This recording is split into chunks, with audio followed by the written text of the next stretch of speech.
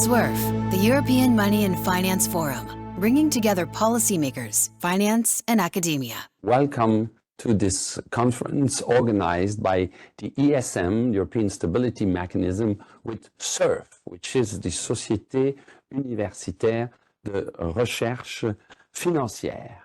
It is a pleasure to have you in this conference. And I must say the topic that we chose for the conference was really a good guess, because when we agreed to do this conference, the fragility of the environment, I mean the geostrategic environment, was probably better than it is today. So it proved that it is a topic that will be of great interest, because we are definitely living in times of fragile environment. I would dare say that fragile environment is probably an understatement, because we now live in times of multi-crisis and of permanent crisis of different forms. Let's look at what happened in the last couple of years. I mean, we have been facing a pandemic that has locked down most economies on the one hand, and we have had a war in Ukraine, an unacceptable war by Russia in Ukraine, which has heightened the geostrategic and geopolitical risks on our continent.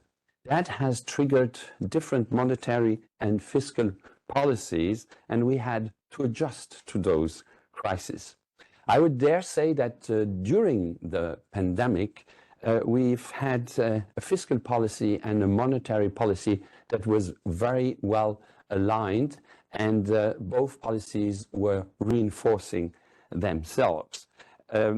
After the pandemic, the situation has been more mixed. It was more difficult to completely align both policies. It is a topic that we often face at our monthly Eurogroup meetings. There was in July of this year a fiscal stance that was recommended to all member countries, which can be summarized by saying that we should stop measures that are contradicting the goal of reducing inflation. In other words, all the general measures to support consumption, to give a price limit to energy costs, which would have a heavy burden on the national budget, should be reduced, if not completely cancelled, by the end of the year. Because we all realize, all the countries of the euro area, that with those situations, this fragile environment, we should definitely have fiscal policies that are cautious and credible. And so these policies will be a key factor next year. And so I think the seminar that you are doing today, and which will concentrate on three different topics, is very timely. So the first one will be to show that we will need to be well prepared in times of crisis. We have weathered the crisis, the financial crisis that happened in Switzerland and in the United States very well, much better than anticipated. This can be explained by the fact that our banks are more resilient, that we have taken the right measures to strengthen the monetary architecture of Europe on the one hand. Second, that we have implemented a large part of the banking union, although there's still some way to go in that area. We also need to strengthen the capital markets union, which is an important goal to make our economy more resilient and to have a better financing of investment. Let's not forget that the investment gap in Europe in the last decade was one of the key factors of our weaknesses. So today you will have three different seminars. The first one is focused on inflation, high interest rates, and macro financial stability.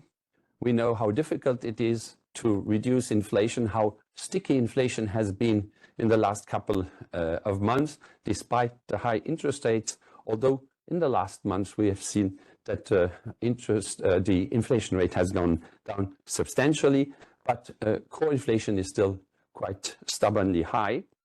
In the second session, we will focus on how to safeguard macro and financial stability in this fragile environment. As I said, fragile environment is obviously alluding to geographical, strategic situation that we know not only in Europe but all over the world. So these geopolitical tensions have an impact on financial stability, as obviously they increase uncertainties and volatilities on the markets. And last session will focus on the shift from policy to transmission channels. And I think that's an excellent idea, to focus on the transmission of monetary policies and on the effects of budget policies on financial stability. So I wish you all a good day together, a lot of exchanges of view.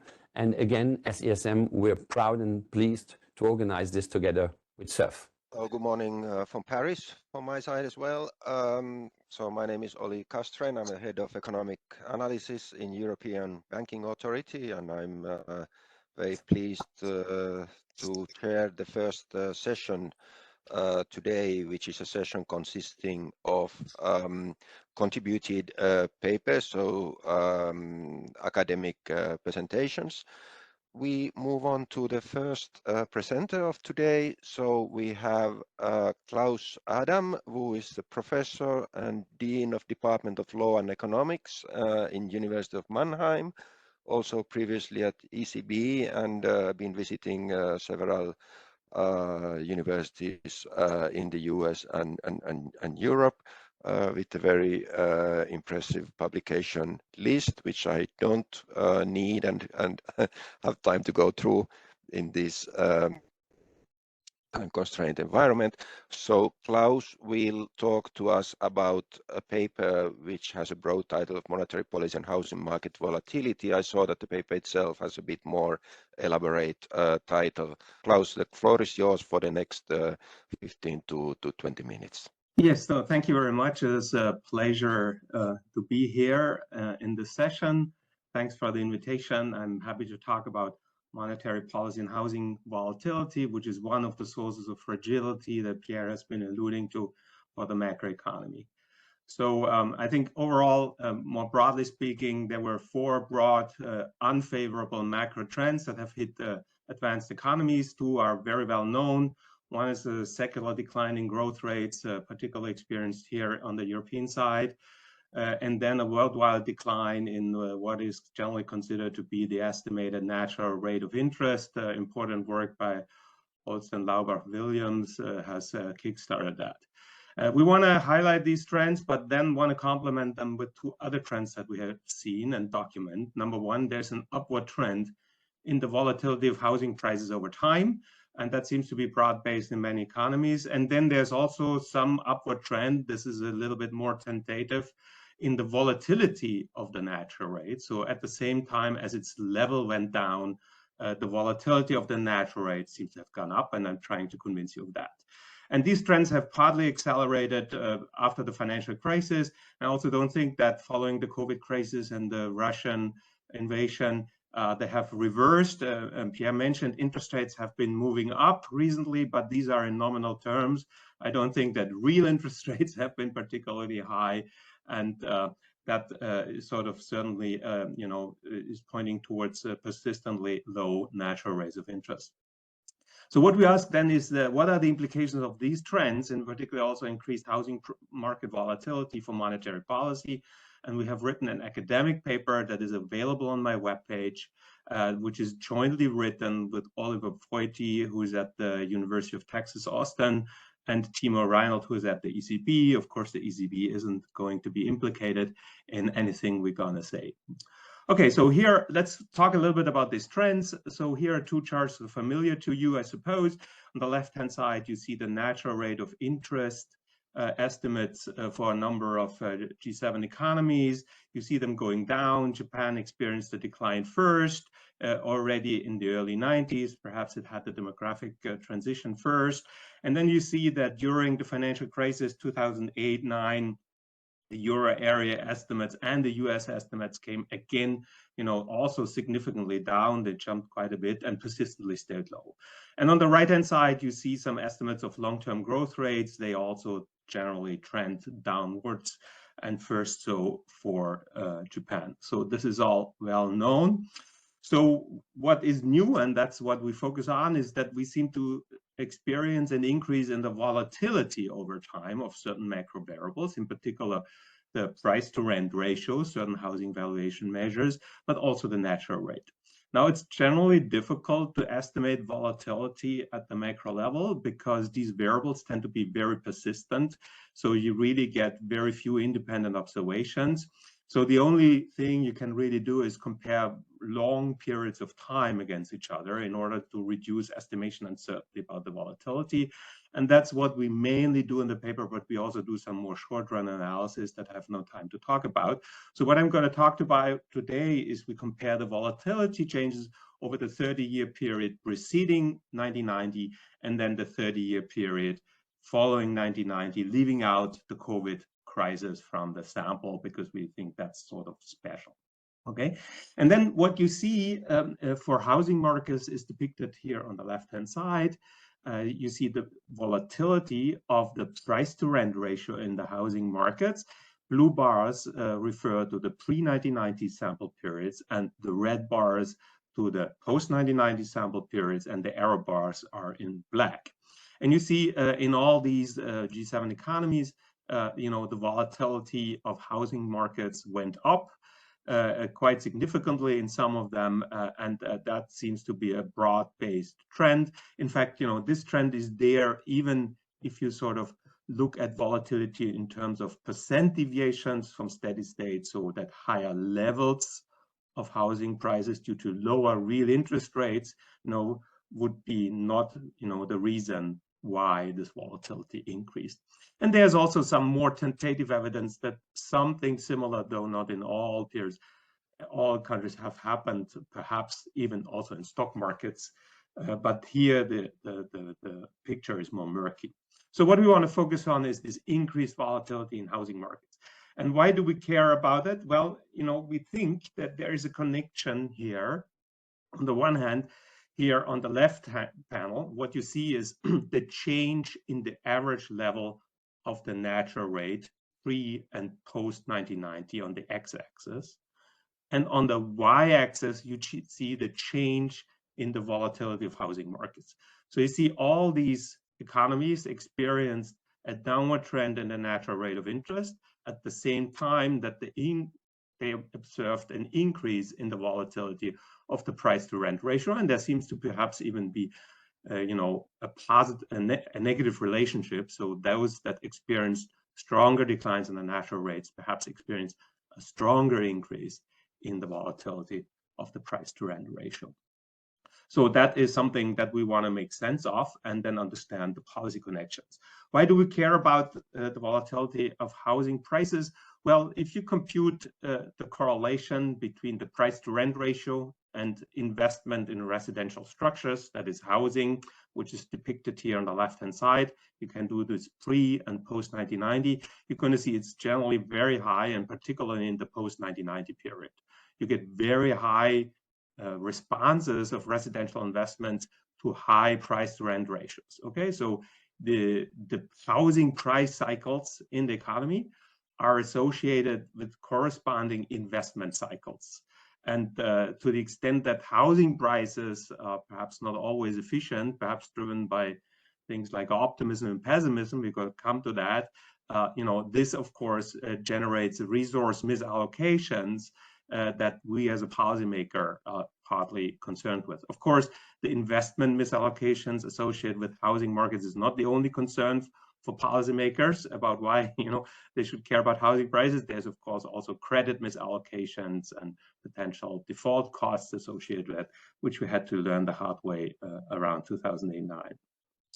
Okay, so then so I think there's fairly clear evidence that housing price volatility went up at the same time that the natural rate went down. That's the left picture here. And there's evidence that these housing price movements are associated with investment fluctuations.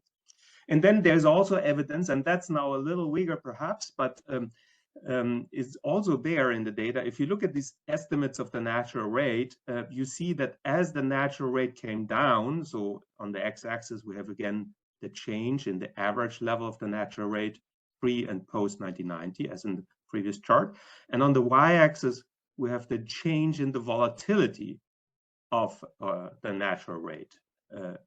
Okay, and you see that, you know, that not only did the natural rate come down, it also seemed to have gotten more volatile over time, and that's something that hasn't been, you know, looked at a lot, and we want to make sense of this development, and particularly what it entails for monetary policy. And you can immediately guess what it will mean. I mean, if low natural rates of interest mean you're going to be more constrained by the lower bound, and on top of that, you know, you have larger fluctuations around that lower level of the natural rate. That's an awkward position to be in as a policymaker. So the first thing we do is we ask whether we can tie all these trends coherently together in a model, and then use that model to tease out what the policy implications of these trends are. And it turns out you can do that, and to the extent that you take one force as given, okay, and that force, what we take as given is somehow lower long-term growth rates. Okay, these could arise for a variety of reasons that we have nothing to say about. It could be that new ideas are harder to find. It could be aging populations that have you know, different risk attitudes, and perhaps you get a little less creative as we age, and fewer young people being around, just finding fewer new ideas. So once you take this long-term growth rate decline as given, you can get the other trends, that is a lower natural rate of interest on average, a more volatile natural rate of interest on average, and also more volatile housing prices. Okay, so how does it work? Well, if you have lower growth rates, we're going to have lower real interest rates. That just comes through a standard Euler equation that would be present in, you know, basically all models. Okay, but these lower real interest rates are going to lead to increased asset price volatility, okay?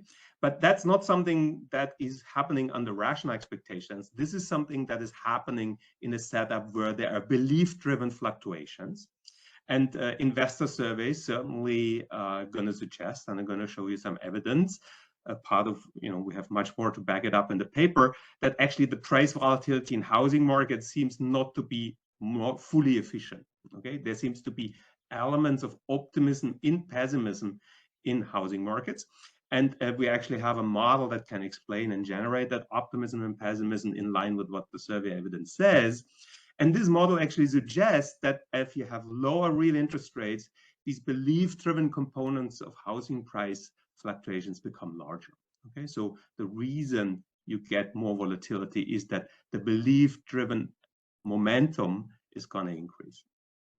And then you have, as a result of that, if asset prices don't fully reflect economic fundamentals, but partly optimism and pessimism, you have a reason for monetary policy to counteract, because these asset price fluctuations provide inefficient investment incentives and perhaps even a misallocation of credit, which is not something we have in the model, though. Okay? So now what I'm going to try to convince you of is that, in fact, asset price volatility isn't fully efficient, okay, by providing one piece of evidence pointing in direction. In the paper, we have a much more elaborate set of statistics, and I urge you to have a look at that. And we also show how you can actually make sense of the expectational deviations that we document with a very simple model that features some amount of capital gain extrapolation. So people extrapolating a little bit past capital gains into the future. And then in the second part, I'm going to look at what these implications of lower growth and higher housing price volatility imply for monetary policy. So I want to now look at the biases in investor expectations that we can look at. So we look at the US Michigan survey. It's a household survey where people are asked about 4-quarter ahead house price growth expectations. And we can actually run very simple regressions The first regression has the house price change over the next 4 quarters on the left-hand side, and it's going to regress that on the lagged price-rent ratio, okay, which is something with a very simple measure of housing valuation. And we can do the same regression in the second line and express, have on the left-hand side a different variable, namely the median or average survey expectation of households at any given point in time of the very same variable. What do these households expect house prices to do over the next 4 quarters? There's also a question about the next 5 years. The evidence is very similar for that. I have no time to show you longer horizons. Okay, and then what should we expect? Well, if people sort of know valuations, the current valuations, so the price-rent ratio, right? Then it should be the case that if you regress actual and expected house price on this piece of information that people supposedly have, the current valuation or the lagged valuation, then there should be no difference, okay? There should be no systematic way this piece of information could predict future errors, okay? So we should have the bold C being equal to the regular C, okay, the non-bold C. And but that's not what we're going to find, okay? So I'm going to show you that, in fact, there's a stunning disconnect, and that is actually something we have been documenting also for stock prices. It's the very same pattern that we see in stock markets and the private investors being present in stock markets. The actual returns, okay, so if you look at the first equation, actually have a negative C. So if the price-range ratio is high, that's a period in which house price growth tends to be low, okay? And that has to do with some component of mean reversion of valuations over time, okay? So when the price-rent ratio is high, the data suggests you should be particularly pessimistic about future house price growth. But if you look at what people expect, it's exactly the opposite. So the non-bold C is actually larger than 1. Sorry, this should be actually a 0. I'm very sorry, this should be a 0. So C is negative, not smaller than 1. And the actual C is actually positive. That means that the expected house price growth is particularly high at the time when valuations are high, okay? So there's this mismatch of the cyclicality of actual and expected house price gains between expectations, what the expectations tell and what the house prices actually do. And that's quite stunning, okay? And that's, of course, some indication, and it's one piece. I said we have a lot of other evidence in the paper, that there's sort of their biases in expectations. And we show in the paper that some extrapolative component in house price expectations by households can actually explain this pattern and actually contributes to house price fluctuations. Okay, so, and of course, I mentioned that before, I have no time to show you this. This belief-driven component, or this sort of component in housing fluctuations due to these beliefs being extrapolative to some extent, are going to become more important as real interest rates fall. Okay, so here is the exact evidence. Okay, so we look at the Michigan survey, 1-year house price growth. You can do it for the average, you can do it for the median, you can do it for the nominal growth, for the real price growth. Always what you're going to find, one estimate being positive, the other one being negative. We correct for small sample bias because predictors are persistent, and the p-values of these two being equal is pretty low. Okay, so there is quite strong evidence that these expectations are not in line with rational house price expectations. Okay, you have similar patterns in stock markets. I have no time to go into this. Now, the question we are asking, how do these macro trends affect the conduct of monetary policy, in particular, the optimal inflation target? How should monetary policy that is confronted with lower real interest rates and increased housing price movements, how should it conduct its policy? And here we have to look at some definitions first.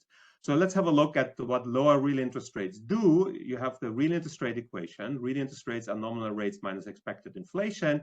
You can take the time average or the expectation of this equation, and then you're going to see the expected or the average real interest rate is the average nominal rate minus the average inflation rate, which is equal to the inflation target.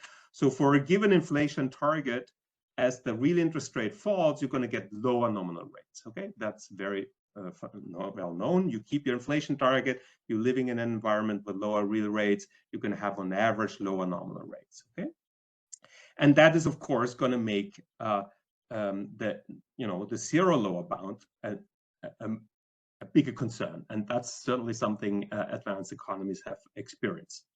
Now, the added kick that we get here is that the zero lower bound is not only going to be a concern now because we have lower real interest rates on average, but because these lower real interest rates lead to larger asset price fluctuations on average, and these asset price fluctuations actually reflecting more subjective belief elements. Okay, that means also that you as a policymaker want to counteract more these asset price fluctuations. And that, of course, is going to make the volatility of the natural rate also go up. So at the same time that the average level of the natural rate falls, the volatility of it also gets up. And that is a double whammy for monetary policymaker, because it means not only is the lower bound constraint for nominal interest rates a concern because of lower average levels of the real rate, but also because around those lower average levels, the natural rate fluctuates more. And that means that the only way you can basically deal with this thing as a monetary policymaker, if you want to lower the nominal rate, but you cannot because of the lower bound, is by promising more inflation. And that's going to lead to some extent to an increase in the optimal inflation target. Okay, and we compute actually what the optimal inflation target is under two different scenarios. So here you have the steady state, the average natural rate on the x-axis.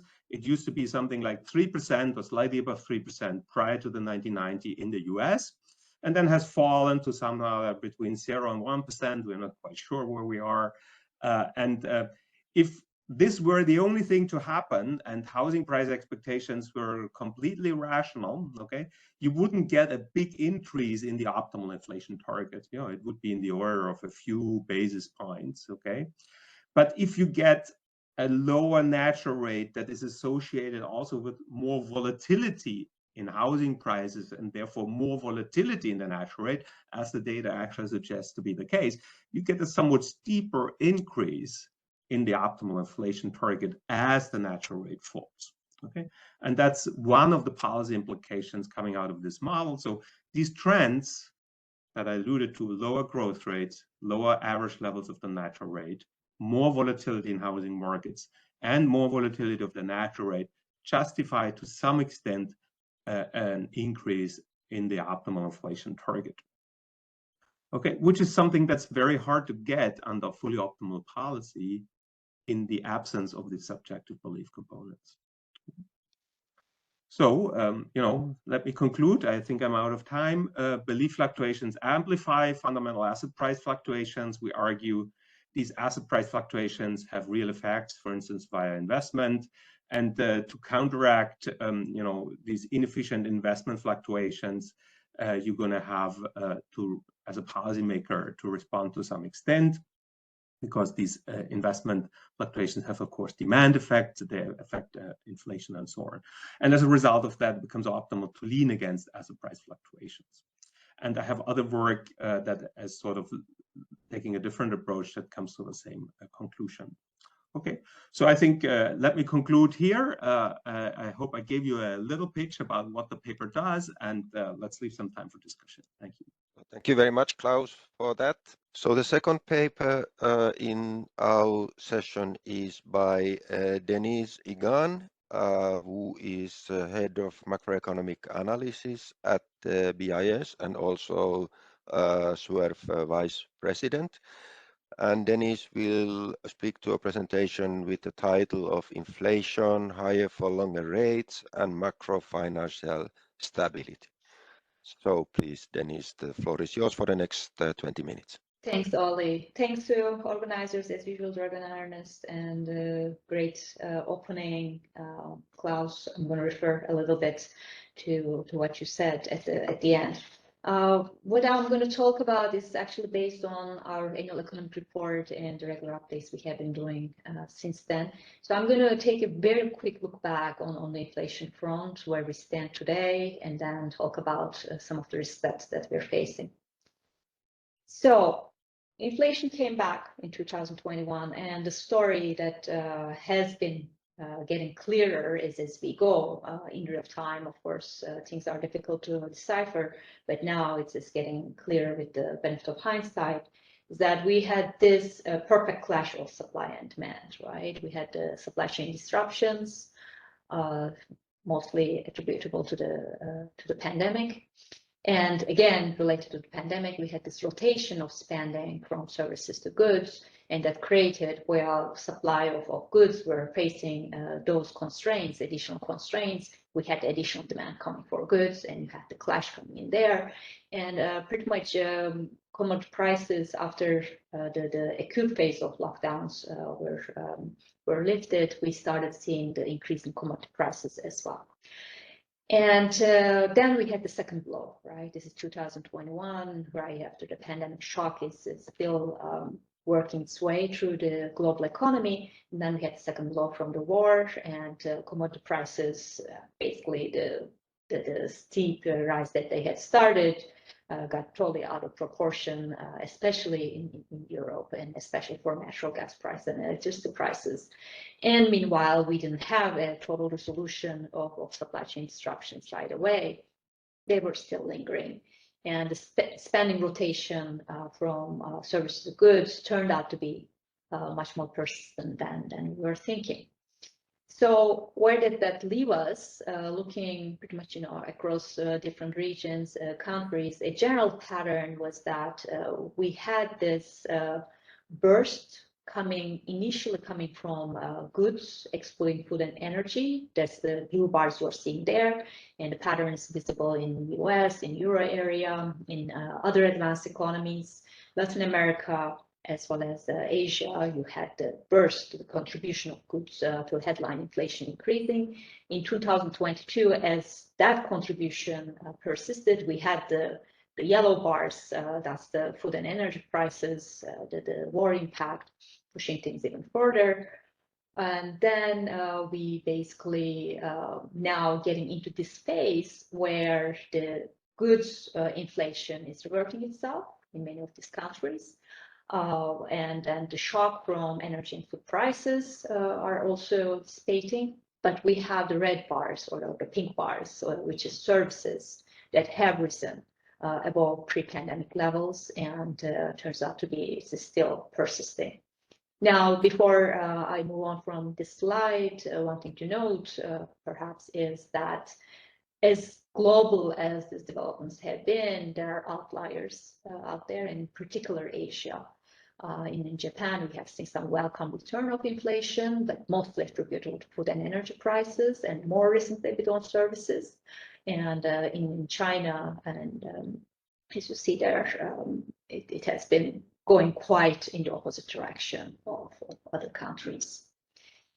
Now, again, looking back, as we were discussing and in real time, what is happening to inflation, where is this upward pressure coming from, whether it's going to be transitory or it's going to be more persistent.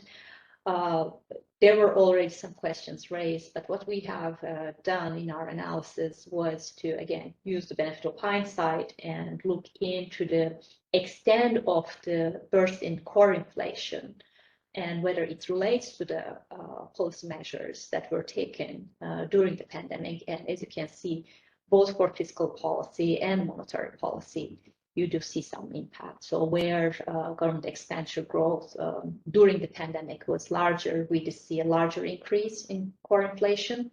And where the deviation from Taylor rule was also larger, we did see in the opposite direction, of course, in the negative direction, the gap being more negative, we did see more increase in core inflation. That is not to say that the policy responses were not justified. Again, it was an insurance mechanism in certain sense. We didn't know how bad the pandemic impact on the economy would be. So in real time, most of these actions were justified.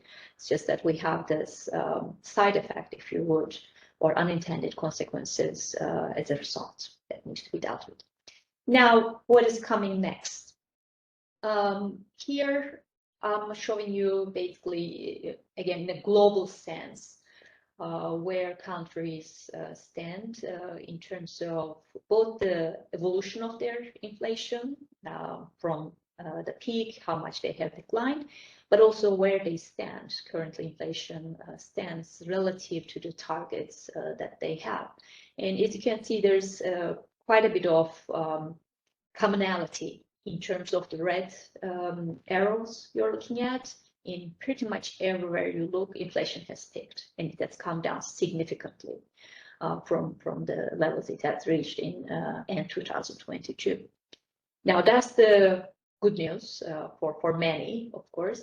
But when you look into the distance from targets, there you see much more cross-country dispersion. And again, we have China on one end, and more generally, Asian economies, where currently inflation is at, if not below, target levels. And then you have the kind of the middle group, mostly emerging market economies elsewhere, including Latin Americans like Brazil, like Mexico, where inflation has come down quite to target or just slightly above, and you can even put US there in certain sense. And then on the other end of the spectrum, you have the European economies, where inflation remains well above target levels. Now, what does the movement, the peak to current levels, the decline that we have in the red arrows owe to? And again, going back to what has triggered the initial burst, the development or the evolution of those factors could explain most of the gains that have been made so far. What has happened is that commodity prices have retreated quite significantly. Again, the parentheses there would be obviously with the rise in geopolitical tensions that we have seen in the past couple of months. The uptick in oil prices is something to watch, and it's probably going to be reflected in inflation, in headline inflation in the next few readings. But on the again, positive side, supply chain disruptions have now eased pretty much back to pre-pandemic norms, and even the span of rotation that we talked about is now slowly unwinding. So with those factors all disappearing, of course, we did have the benefit of these, especially on headline inflation related to commodity prices, but also goods inflation, as I mentioned, the blue bars are now not contributing significantly to headline inflation, but we are getting into a more difficult phase, if you would, the last mile of disinflation. And what we have done is take a lesson from history, if you would, and we compared the ongoing disinflation we are seeing to past disinflation episodes in a large set of countries. And one thing to note is that disinflation takes time, right? And this is the first panel you're seeing there, both for the core and the headline. Inflation burst comes in, about a year. It reaches its peak, and then starts coming down again about 12 months or so. It would be back to where it started. Now, that's comforting generally, but there are some distinctions, of course. And what we looked at is services. Remember, the red bar, services contribution is what's proving to be the more difficult part in this episode. So we looked at services price growth today and in past disinflation episodes, and the purple line there shows you basically that this time around the improvement we are seeing in services price growth is not very encouraging. Actually, the climb was also much steeper than we have seen on average in the past, and we still yet to see, this is median of course, but we still yet to see services price growth moderating and more important coming down. And another thing to note is that these are all, comparisons with the typical disinflation episode in the past. If you take 1970s, actually, the resemblance between the current episode and 1970s is uncanny, to say the least. And one thing is that inflation has again risen pretty much as sharp as it has in the 1970s, but the path downward is actually slower. And this is despite the fact that the increase in real interest rates this time around has been sharper. It has been earlier and it has been sharper. So again, another warning sign that disinflation is not going to be very rapid and easy. Now, why is that? And there are services, differences in services and goods inflation come into focus.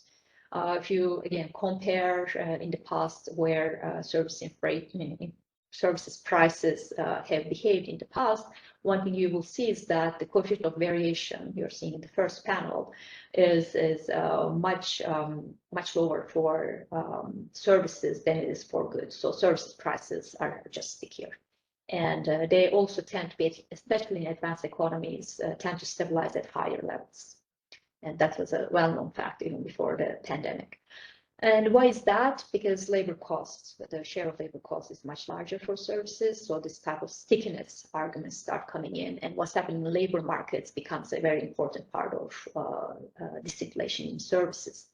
And also important to note that the common global factor is much less prominent for service inflation. So the commonality that was coming from energy price and whatnot is going to give us less bang for our buck for services disinflation. Now, as I said, labor markets is going to be the crucial part going forward, what to do there.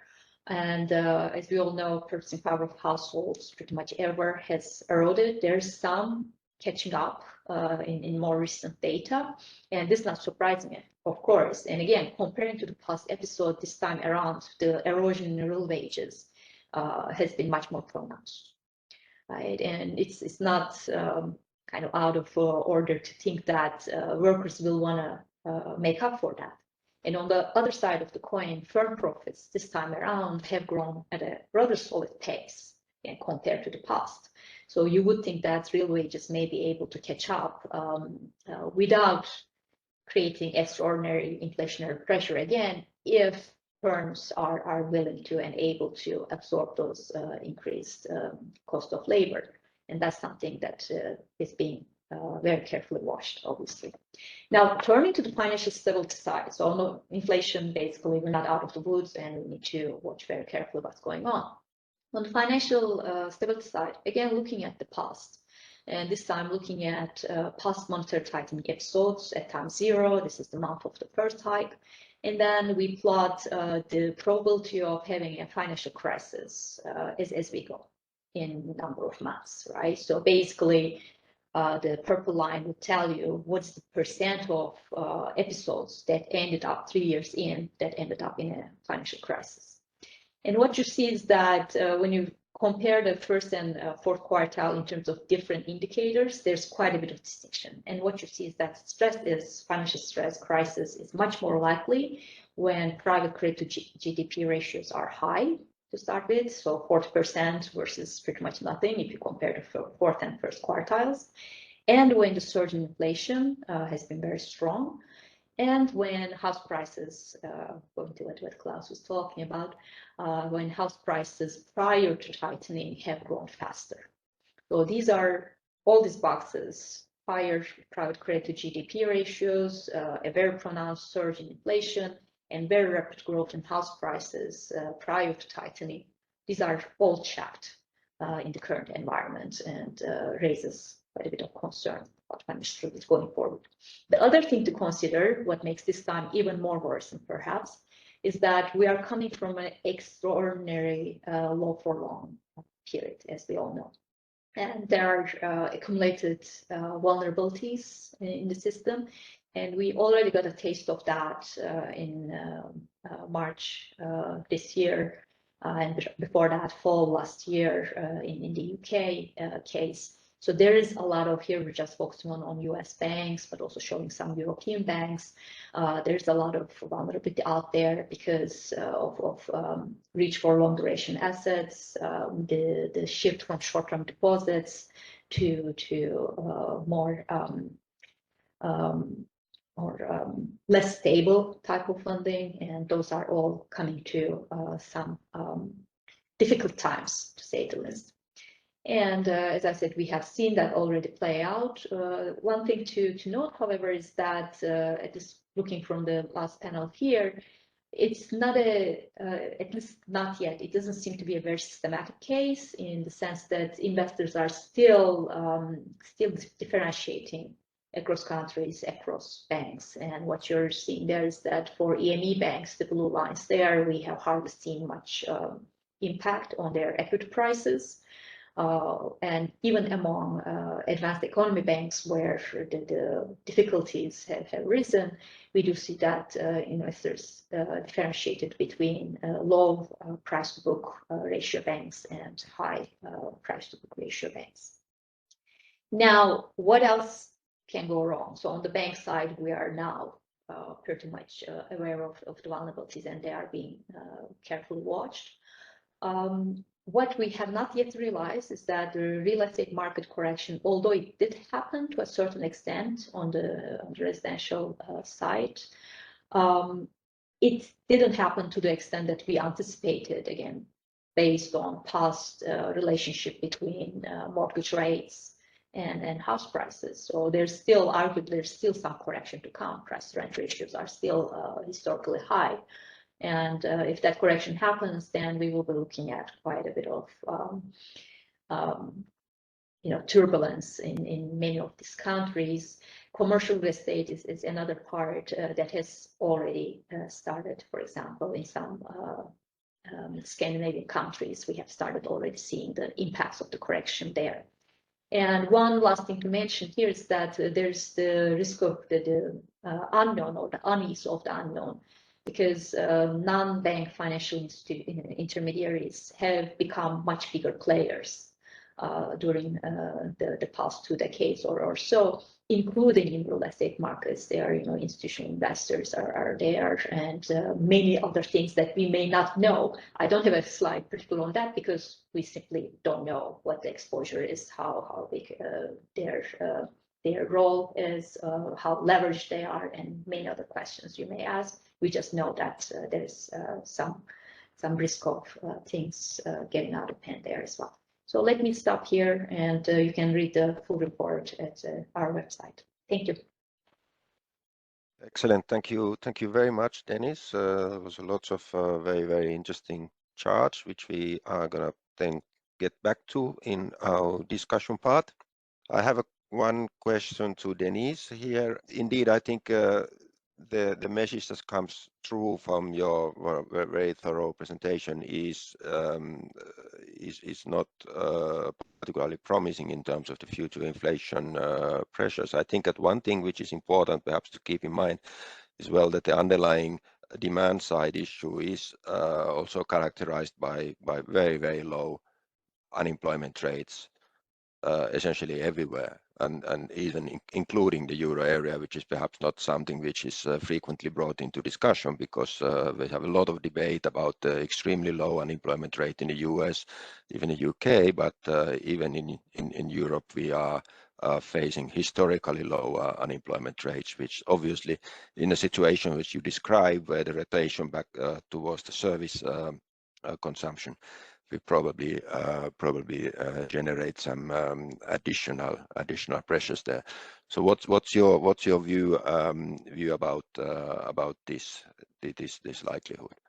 You're absolutely right. Labor markets have been one of the most resilient we have seen. We actually have a paper that's coming out in December that also look at that from an international perspective.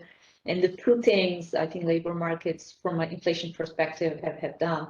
One has been the fact that, as you pointed out, incomes continue to come in. So we didn't have a type of unemployment increase that we would normally have, and that would rein in aggregate demand and help with the inflation fight. We didn't have that, obviously. But the other thing, aside from consumption, I think labor markets also helped house prices keep elevated. Again, part of it's about the income, but also we can also add some other wrinkles around that.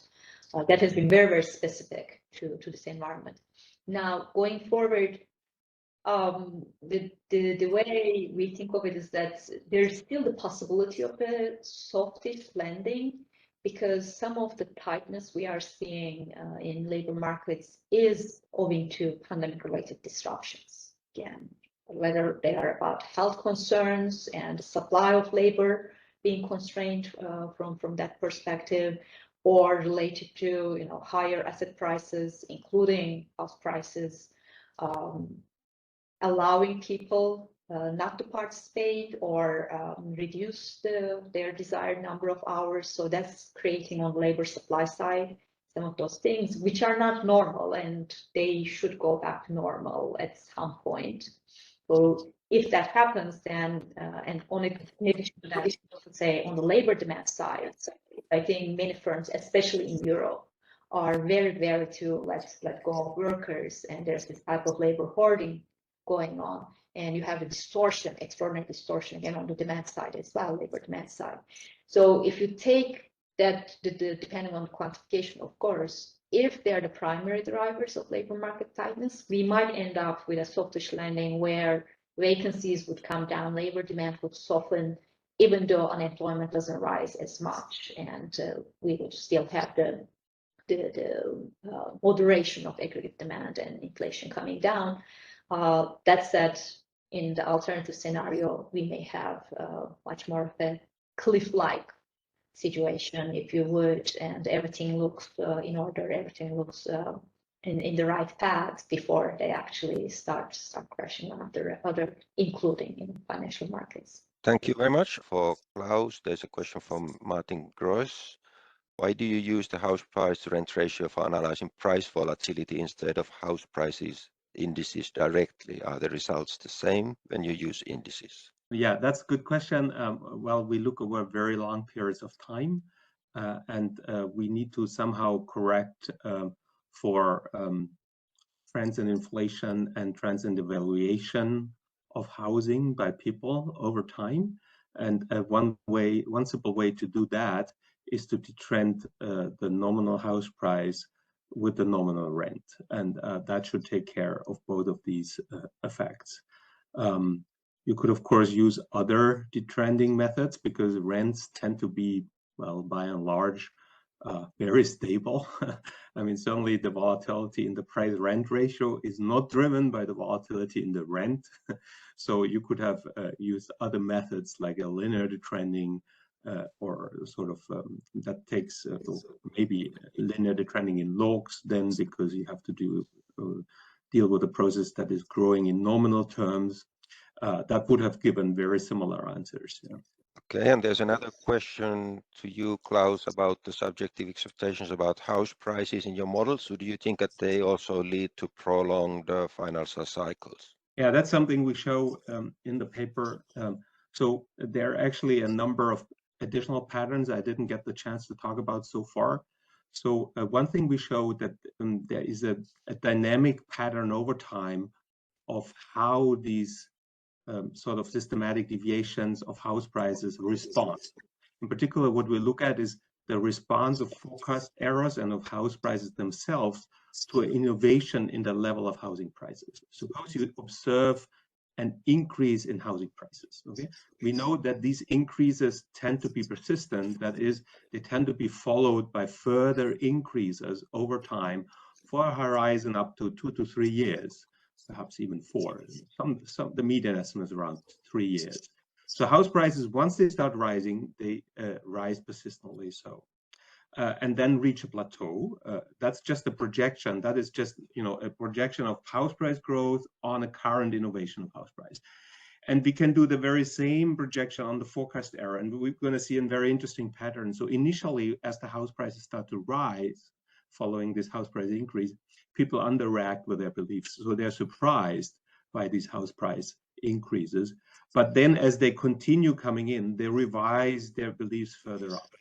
Okay, but at some point, around 3 years down the road, that has run out, and then something interesting happens, because then the prices are high and people are optimistic about future house price increases, but they stop increasing. And that explains the pattern that I've been showing, why people are optimistic at the time about house price growth, at the time when the level of house prices is high.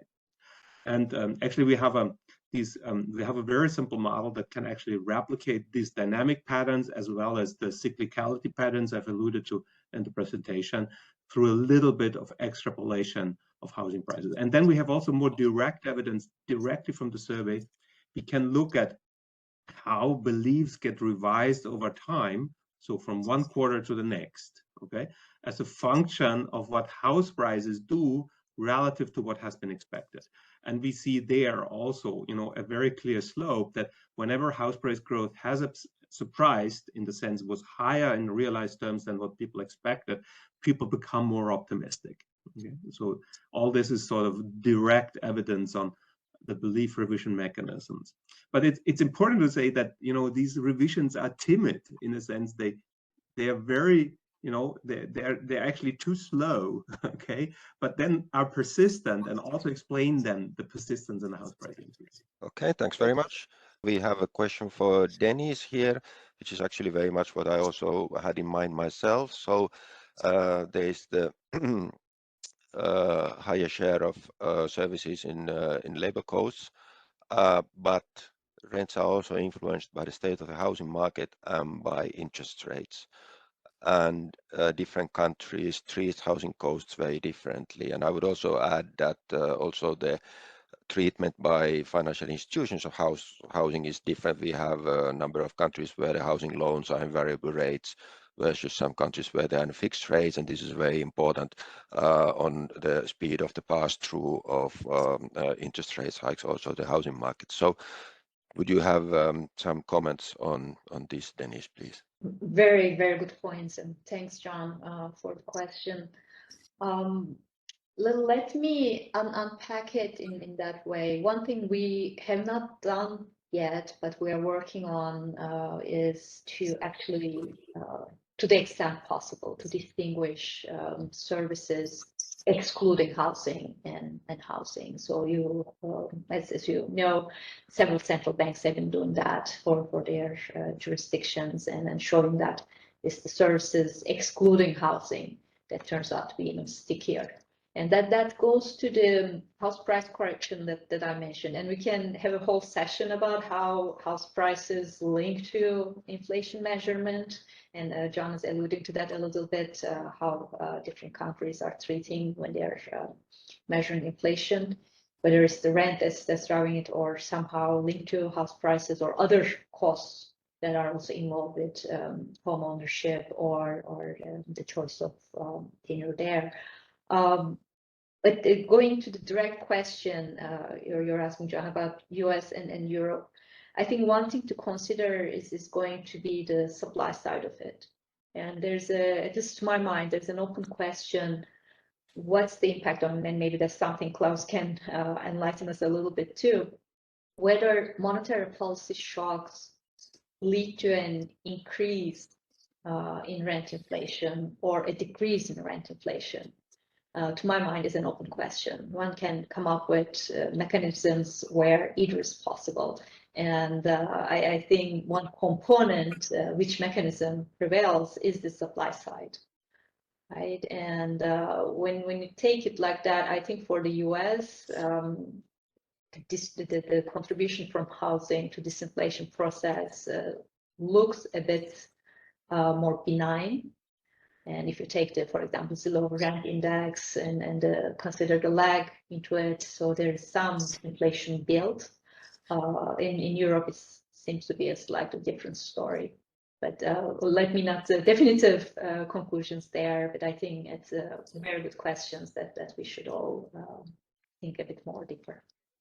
Okay, thanks for that. Let me now take you to the last presentation of this session. So this is by Luca Zavalloni, who is an economist at the ESM, European Stability Mechanism. So this paper is about on a lender of last resort with a central bank as a stability fund, and it's joint work with Giovanni Caligari, who is head of the economic risk assessment here at the ESM, Ramon Marimon and Adrien Wich from the UI. Okay, so as we know, the last 2 decades have been characterized by several crises, and the European institutions have evolved, and they have deployed multiple programs actually to address them. From the establishment, of course, of the EFSF and the ESM stability mechanism, but more recently, the coordinated response to the pandemic, which was actually effective in stabilizing the economy during that period.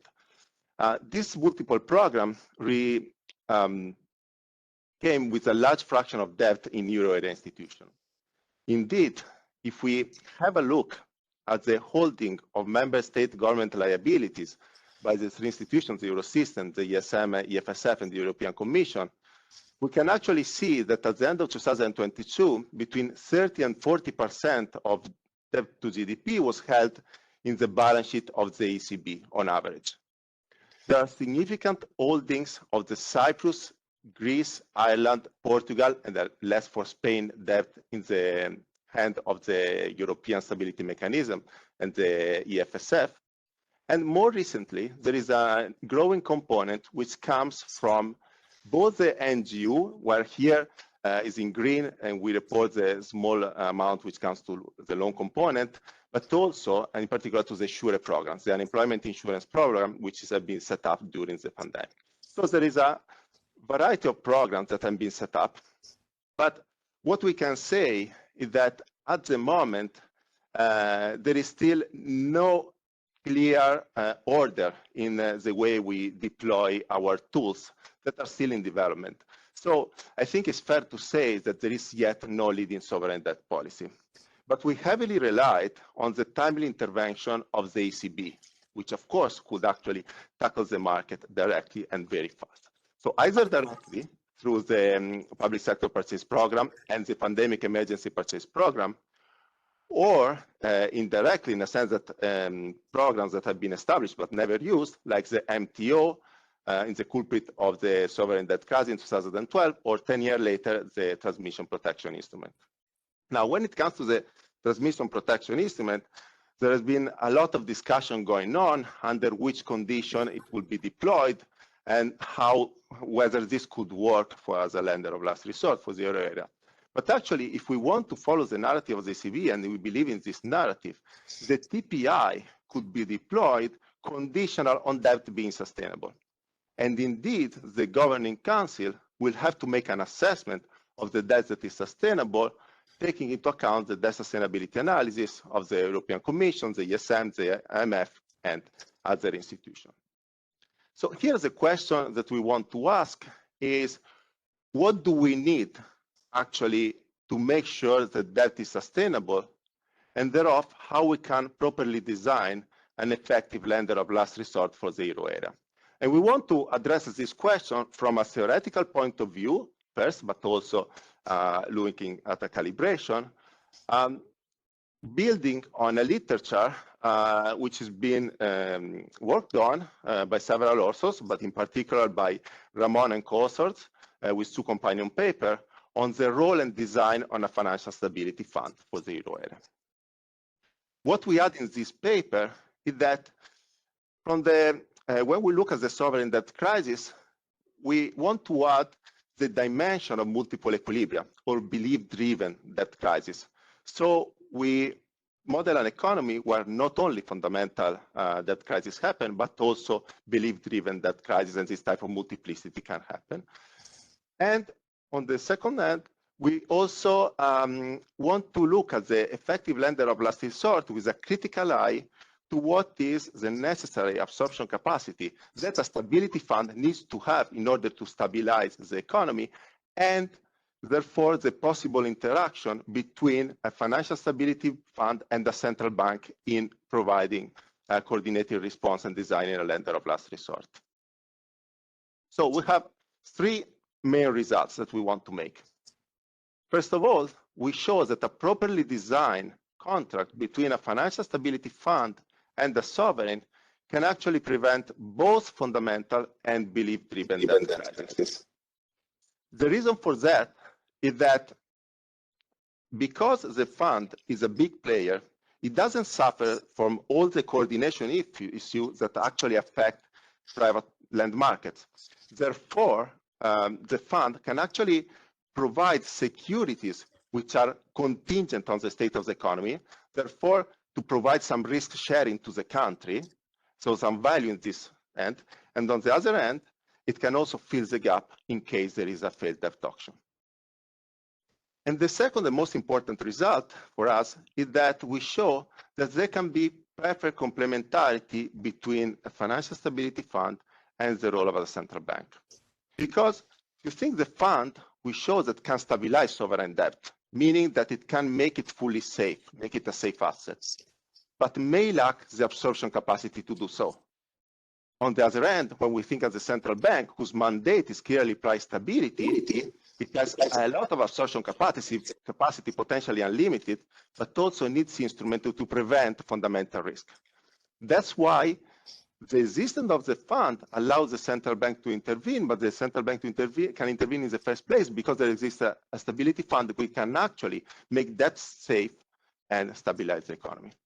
Finally, this is, as we know, the first paper that discusses about optimal maturity as an outcome of an institutional design. In particular, we have a trade-off between long and short maturities because we know that long maturities can avert self-fulfilling debt crisis, but short-term maturities can need the fund's intervention. And this trade-off allows us to define the minimum capacities that the funds needs to have in order, they said, to make debt safe. So I'm not going to go through the equation of the model here. I will refer to the paper for that, but I just give you an intuition, a glimpse or what is the setting. So, and this is pretty standard in the literature on sovereign default. So we have a benevolent government with no commitment, meaning that every period it has to decide whether to repay the debt or to default, depending on his incentive. And the government borrows from a continuum of private lenders that issue non-contingent long-term debt with a given maturity delta and can coordinate on sunspot. Sunspot is just a coordination of beliefs.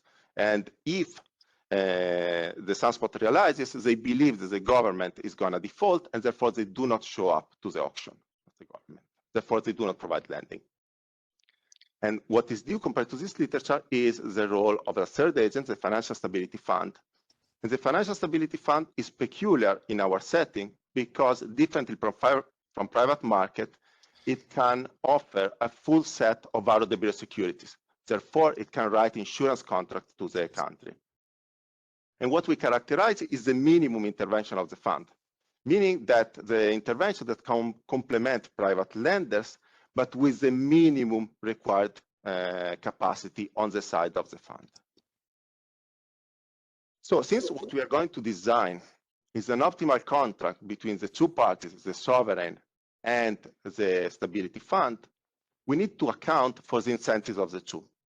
Now, if we think in terms of a fund, what we want to model is that the fund doesn't have any solidarity component. Therefore, as we believe that is an important benchmark. Of course, we can relax this. For example, NGU has an important redistributive component we can plug into the model, but I think that is an important benchmark because we will show that there are risk-sharing possibility even though we impose this strict condition. Technically, the condition means that the fund needs not to make any losses, expected losses at any point in time. So the fund should not have permanent losses, neither ex ante or ex post. Now, this constraint turns out to impose a limit on the maximum amount of debt the sovereign can take in order not to force the fund actually to make losses.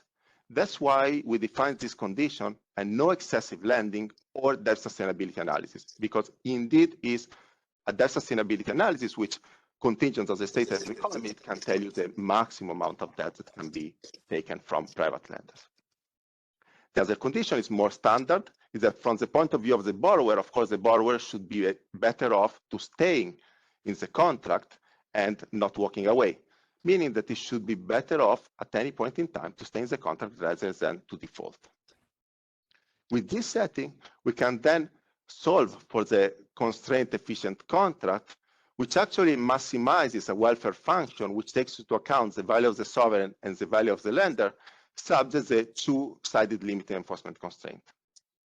This problem can be solved using technique in Marcel-Marimon 2019, even though it's pretty nasty, but we can show that there exists equilibrium and is unique, subject to some regularity conditions. More importantly for our discussion now, and this is the main point I want to make, in this model there are two types of sudden stop. One type of sudden stop is pretty standard, is the belief-driven sudden stop. So if the sunspot realizes and the lenders do not provide lending to the country, it may be the case that the country in a crisis zone prefer to default rather than to repay. So this is a self-fulfilling equilibrium. And in order to avoid this self-fulfilling equilibrium, the fund must be able to absorb the gross financing needs of the country, so to make up for the lack of private funding. But there is also a new type of sudden stop, which actually emerged because of the role of the fund. This is a fundamental driven sudden stop and arises because of an externality that we call an excessive lending externality.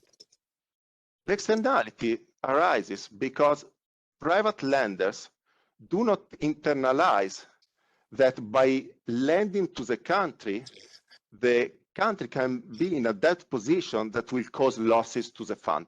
And this is not admissible for the fund. That's why when the fund runs its DSA and sees that in some future state further lending will determine the fund to make losses, it needs to send a signal to private market that they should stop lending to the country. So the marginal lender will become the only lender will become the fund in an instance where the not excessive lending constraint will bind. Now, because the fund will step in instead of private lenders, then this could endanger the value of private lender, because if the situation extends, the fund needs to be able to cover the payment to the private lender. And that's why the fund needs to guarantee the long-term existing debt position. So it should have enough capacity so that it can back up the long-term existing debt on the market. So you see that between covering the gross financing need and be able to guarantee the long-term existing debt position, there is a trade-off in the maturity dimension. Indeed, if we plot the maximum gross financing needs as a function of the maturity and the maximum existing debt on the market as a function of the maturity, these two lines have one, the gross financing need decreasing, sloping line, and the other one increasing. And the crossing point is indeed what we define as the optimal maturity, because it's the maturity that actually minimizes the required fund capacity. So if the fund has enough capacity, then we can show that default is completely eliminated from the economy. There are no anymore multiple equilibria, and all the sovereign debt become a safe asset. Technically, also, we can show that the first and the second welfare theorem are satisfied, and they remind to the paper to all these results. However, there may be a problem. And the problem is that the fund may not have the necessary absorption capacity, and in particular, it may not have the necessary absorption capacity in order to either guarantee the gross financing needs of the country or to guarantee that it is able to take the existing debt, to put a guarantee on the existing debt. That's why we see the central bank as a solution to this problem, because it may complement actually the absorption capacity of the fund. And indeed, if we think to the central bank, well, the central bank's mandate is price stability. And therefore, it needs to guarantee that the reserves are safe at all time and the transfer cannot be permanent. Now, with the existence of the fund, the central bank intervention is actually conditional on debt which is actually free from fundamental default. And we really think that this is in line and consistent with the idea of the TPI and or of the ONT. So our complementarity results that I was mentioning in the third slide is actually that the fund allows the central bank to intervene, but at the central bank, at the same time, the central bank guarantees the success of the fund intervention. The complementarity between the two can actually provide an effective lender of last resort for the euro area. So for illustrative purposes and in line with the literature, in particular Dovis Bocconi, that take as a reference Italy, we basically do a calibration, very stark, of course, because the model is very simplified, to Italy from 1992 to 2019. And I just want to highlight a few aspects here. So if you look at the table, please focus on the red numbers. That tells you a few things about how the economy works with the fund. Now, in terms of debt absorption capacity, which is the first number, without the fund is 118% of GDP, while with the fund increases. So the fund actually increases the possible debt absorption capacity of the country itself. The spread in the third line, while it is positive, of course, without the fund, because there are instances of sovereign default, it becomes slightly negative with the fund. Now, the fact that the interest rate is slightly negative is a technical, because when there is a sudden stop due to fundamental reasons, actually the fund provides lending at a slightly negative interest rate. That's why you see that on average there is this item. But basically, the spread is always zero from private market, and therefore default is completely eliminated. Finally, the last number is the correlation between primary surpluses and output. And this correlation increases, goes from 0.42 to 0.97, which means that the policies of the sovereign becomes more counter-cyclical. And this is indeed because we provide more insurance in state where things can go badly. In terms of the volatility of consumption, this also decreases of an order of magnitude from 0.88% to 0.25. And I'm almost done, but let me just highlight the welfare gains. So the first column defines the welfare gains with the stability fund conditional on the realization of the state of the economy. And we see that if the realization of the state of the economy is pretty bad, there is a recession, the gains in consumption equivalent terms are around 0.5 percentage point of GDP, which are very significant.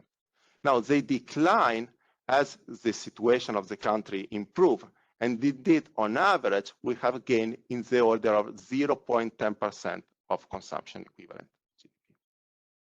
So to conclude, because I think I've run out of time, so in this paper, we studied the optimal design of a lender of last resort, and the stability fund is sufficient in averting debt crisis conditional on adequate absorption capacity. However, the absorption capacity, the firepower, can be provided by the central bank that can complement the fund intervention and design, as I said, an effective lender of last resort. Finally, of course, we tackle also the issue of maturity, and we see what is the optimal maturity, which actually minimizes the size of the fund and the necessary intervention. So thank you very much, and apologies again for the technical problems. So thanks a lot, Luca, and thanks for the heroic effort to stay in time despite the technical problems. So very interesting paper. I have one question on the paper, basically, which is not exactly clear from the presentation to me. So you say at the beginning the central bank intervention requires that the debt is safe, but then on the other hand, the fund may fall short of making all the debt stay safe. And then you say central bank can step in to fill in the gap. But how can the central bank basically step in to fill in the gap if all the debt is not safe?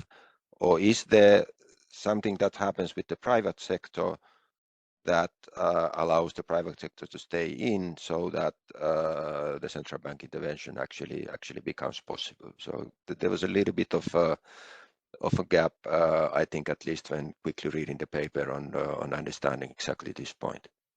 Yeah, no, thank you for asking the question. So I will try to make it clear.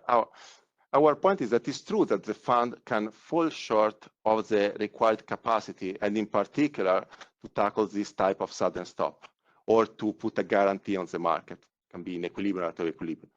This is true. But provided that the central bank step in and complement the fund, providing enough capacity, is the existence of the fund itself and the fact that it can issue state contingent securities that guarantee that with the enough capacity that is complemented by the ECB, all debt is safe. So if we think to the fund, if you put 10 million on the table and the central bank puts the other 10 million, it's not that the central bank actually buys risky sovereign debt, because the fact that they are riskless is because with the capacity and the fact, the peculiarity of the stability funds that actually can provide the insurance contract and take into account of the debt sustainability analysis constraint, then the all debt is safe. And it's because of this perfect complementarity that the two institutions are actually very much complement in order to design this type of setting.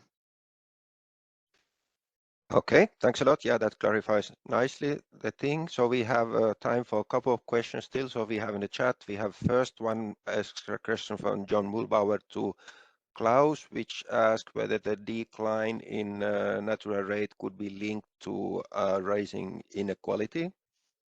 Klaus, what do you think? Yeah, there has been research, I think John made reference to it, that suggested this in fact to be the case. We don't want to argue in any way that the only reason for the decline in the natural rate of interest is the decline in the trend growth rate. It is not something that was our intention. There could, of course, be a lot of other complementary reasons. And these reasons could also, I have a student, Fabian Greimel, who is in Amsterdam, who has written a paper on how inequality and status concerns actually can explain the increase in housing prices and the increase in debt, especially in a world where real interest rates are low. That is something that otherwise is very difficult to get to. And I'm certainly sympathetic to this explanation. Okay, thanks a lot. So then we have one question for Luca as well about the assumption of a complete set of ROW securities. What does it mean in practice for the ESM policies? And second point, how is moral hazard by governments mitigated? Okay, so in terms of ROW securities, of course, it means that when the state is bad, you have to provide more consumption, more stabilization to the country, and depending on the realization of the faster the recovery, that the payment to the fund should be conditional also on the recovery path. So it means that you should provide stabilization in bad times, but also take into account what is the history, the evolution of the economy in designing this type of contract. And of course, here, this is a theoretical exercise. And when we talk about, of course, ROW security in a very theoretical setting, then we have to think how we translate in reality using our policy tool. And this is a reflection that I think the ESM is doing. Also, I think the IMF has just come up with a review of their lending facility. So this is a discussion that we would like to contribute, in a sense, to provide our technical underpinning or what can be the policies. But then it's really about the institution to think about the best way how to do this. But I think there are two important aspects that we bring forward. One is the insurance component, and the other one is the sustainability analysis, that they too should be part of the picture when we want to ensure the sustainability of the debt. Regarding moral hazard, this is something that we are currently working on in a companion paper as an extension, because the first paper with the first financial stability fund from Ramon and Gros actually has moral hazard inside, but tackling moral hazard also mean to move a lot the contract to account for the different incentive. What we are trying to do is something more close to the reality, where we have long spell of risk sharing, but at the same time when the punishment associated to moral hazard is delayed. So to say that we are thinking about moral hazard, this is a good framework to tackle moral hazard consideration.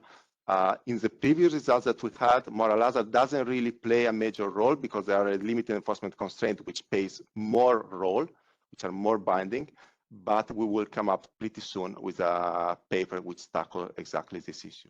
Okay, thank you very much.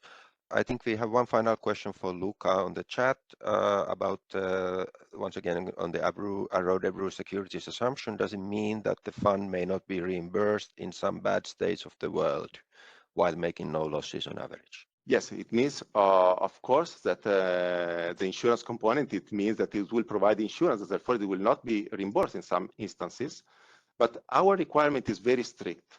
And the requirement is that at any point in time, should they make expected losses, meaning that it will always make up in the future for this. So there are provisions where basically in states, it will receive more. And of course, in state where it's necessary, is that it will receive less. Of course, this is the type of insurance which Debora securities provide. Okay, very well.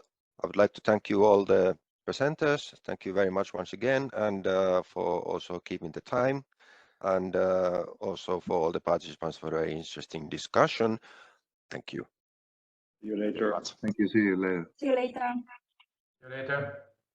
Ladies and gentlemen, welcome back to session 2 on safeguarding macro and financial stability in a fragile environment, policy challenges. My name is Ernest Gnan. I'm Secretary General of SUERF. Safeguarding macro and financial stability in the current environment poses a number of challenges for economic policy. There is a lot of uncertainty on the nature of shocks and about appropriate remedies. Deniz Igan just an hour or so ago pointed that out very well. There are a number of trade-offs which make appropriate policy responses subject to value judgments. Policy measures themselves constitute additional shocks to the economy, both domestically and across countries, which makes policy choices even more challenging. And finally, there is a large number of policymakers involved. Coordination between policies is a daunting task, and mechanisms are in most cases not in place for effective coordination. So we have a lot of ground to cover in this session. We will start out with a 20-minute keynote address by Daniel Gros, professor at Bocconi University and director of the Institute for European Policymaking. Then we will benefit from 3 short, maximum 10-minute inputs by 3 top panelists. Nicola Giammarioli, Secretary General and member of the Management Board of the ESM. Warm welcome, Nicola. Debora Revoltella, Chief Economist of the European Investment Bank and member of SUERF's Council of Management. Warm welcome, Debora. And Filiz, Unsal, Head of the Structural Policy Analysis Division at the OECD. Welcome, Filiz, and thank you very much for jumping in at such short notice. Without further ado, over to you, Daniel.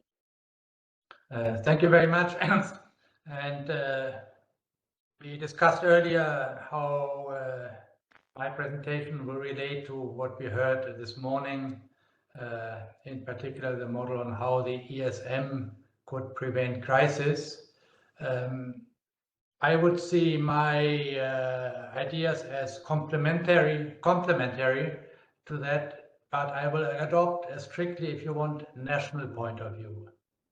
And what I want to do in my presentation is simply to make one very simple syllogism, which will run throughout my presentation. But before I do that, I wanted to have one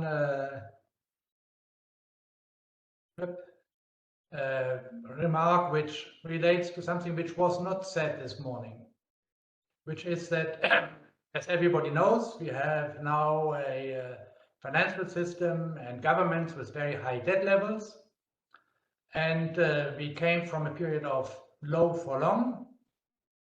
And suddenly interest rates increase. And on top of that, we have a large energy price shock. And what happens? Nothing. At least in the euro area, the banking system, financial system remains stable. So I think this means that something has been done to ensure the stability of the financial system in Europe. And what we have seen were just two pockets of instability in the US and Switzerland. You know them, Silicon Valley Bank and Credit Suisse.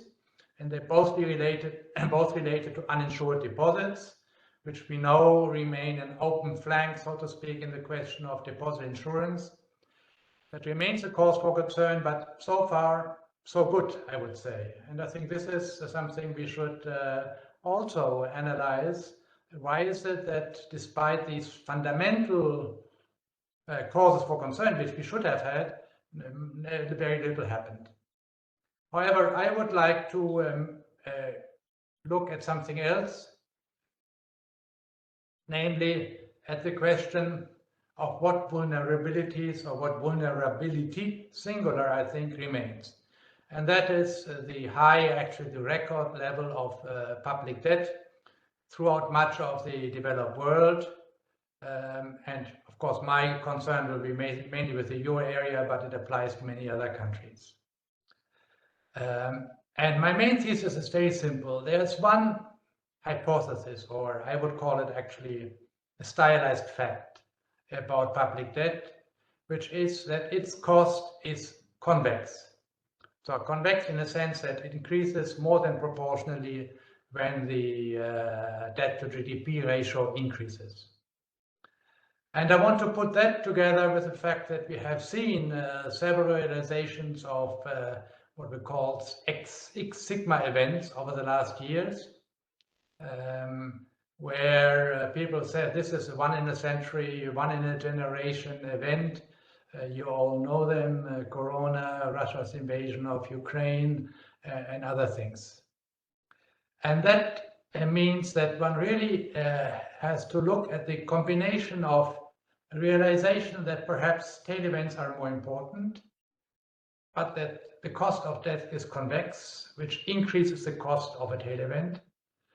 And so the conclusion is very simple. One needs to be aware that these tail risks remain and might become very important.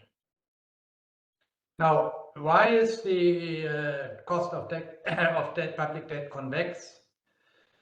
One simple reason, which I will use as the first one, which is that we observe that for most countries, and certainly within the euro area, the risk premium increases the higher the debt ratio of the country.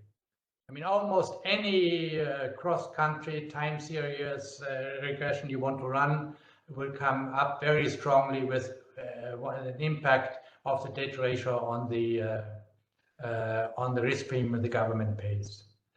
An additional factor is that when you have a high risk premium, then it actually depresses the cost of capital for the private sector and might then have a negative impact on GDP, and thus increasing even further the difficulties of debt service.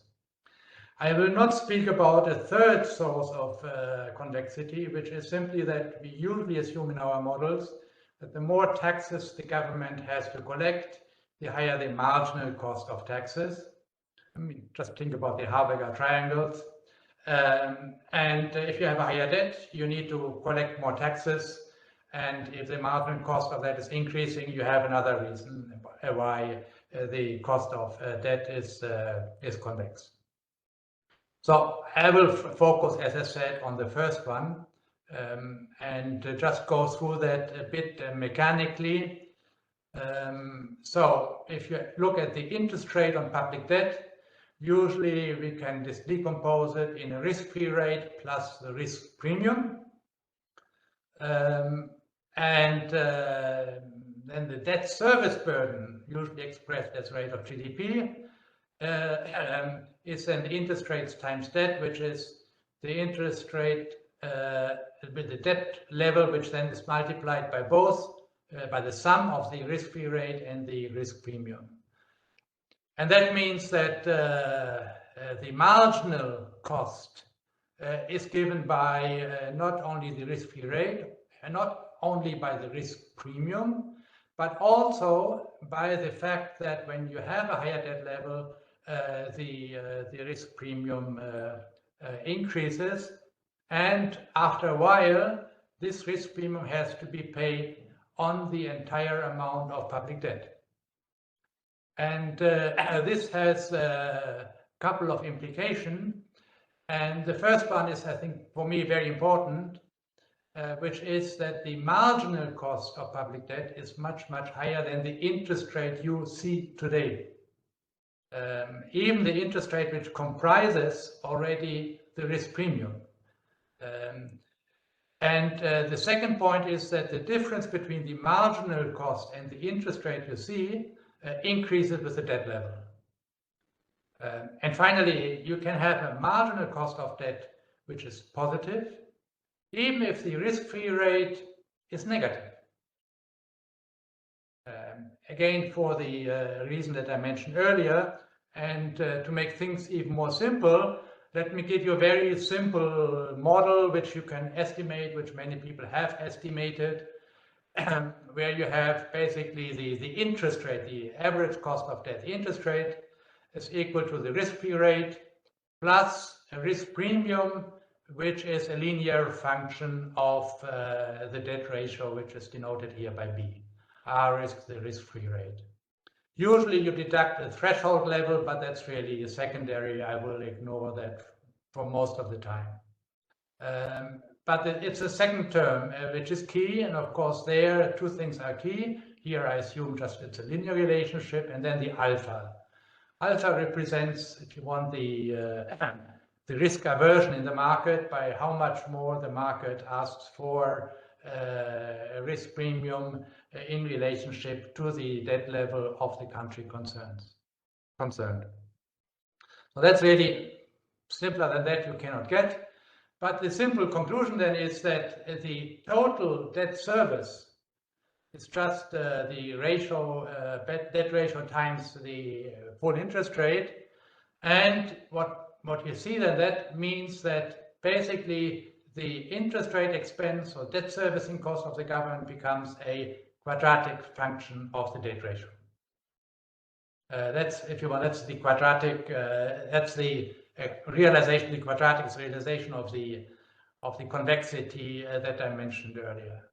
And you can see that the marginal cost is given by the second expression you see there in bold.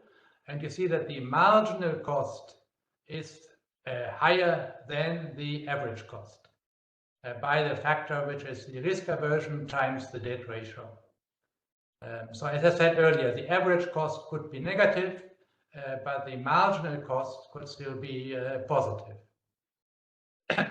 And just to repeat it once more, this difference increases in the size of the debt ratio. So especially countries with a high debt ratio should not look at the interest rate they are paying today on their debt, but when they consider the cost of running further deficits, then they should look at the marginal cost, which could be much higher. And I think this is something which is not seen by the political system, and therefore leads to a deficit bias. How large is this parameter? I just give you here some numbers. Some years ago, we looked at what the IMF does usually and the Commission, and they used alphas of the 0.03. So 3 basis points for each point in the debt ratio. The Commission 0.4 with thresholds of 60%. That was actually what was done until very recently. The Commission in its new proposal for the new government rule says, okay, now maybe alpha is higher, but it starts at a threshold which is higher, 90% of GDP. Let's take a country of 150% of GDP, just to debt ratio of 150% of GDP, just to have round numbers. And that gives you a spread of 270 basis points under the IMF numbers, 360 under the old Commission numbers, and 300 under the new Commission. So we're in the ballpark of 300 basis points, which is, of course, higher than Italy is paying today, but not much higher than what Italy paid in the past. But maybe actually it could be used as a threshold for intervention for the TPI if one were to take these as the rule of thumb of the market.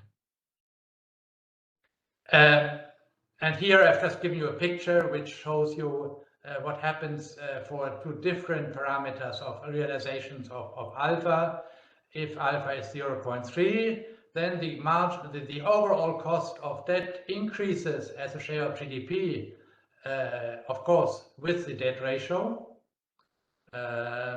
So let's take here and at 150%, but it increases much more quickly if alpha is higher, right? And that is what I mentioned earlier, one of these key issues, that if you have a risk premium which is variable, then you have a source of uncertainty, which increases also not only the average cost of debt, but also it increases the marginal cost of additional debt. And of course, if you were to take this now into some model of a stochastic risk premium, then what you would be concerned about is not the expected cost of the expected in terms of average, but you would be concerned about some function of the variance of the risk premium. I think that is very, very important again to keep in mind that this is another consequence. Now, what also happens in this kind of approach is that you can have a debt spiraling out of control even with a constant fiscal effort. You can have a constant primary surplus, but if it's just so low that the debt ratio increases, and in the future have higher debt ratio, higher debt service costs, and the constant primary surplus is not enough to keep then the debt ratio from spiraling out of control. And this doom loop can work even if R is lower than G. If the initial deficit is large enough so that the debt ratio increases anyway, it can lead to a doom loop, which is not between banks and the government, but just between the financial market reaction to ever higher debt ratios. And here I've just given you some calculations I've done in the past, where I assume a country which has countries which have a constant fiscal effort, which would be just enough to keep the debt ratio constant at one level. But if you're starting slightly above, you spiral up, and if you're starting below, of course, you spiral down. But as you can see, the spiraling up is much quicker than the spiraling down, because once your debt ratio starts increasing, your cost of debt increases even more. Now let me come to the final point I wanted to make, which is about extreme events, which I think has also some relationship to the what I said earlier about what the Commission is assuming. With this convex cost, of course, you're particularly concerned about extreme events, because then if they are realized, the situation might become catastrophic. And here I just wanted to show you some evidence of the past, where I looked at the realizations of excuse me, of growth rates over the last 150 years from the debt database that you all know, I presume. And I ask a simple question, namely the following. If I create buckets of the realizations of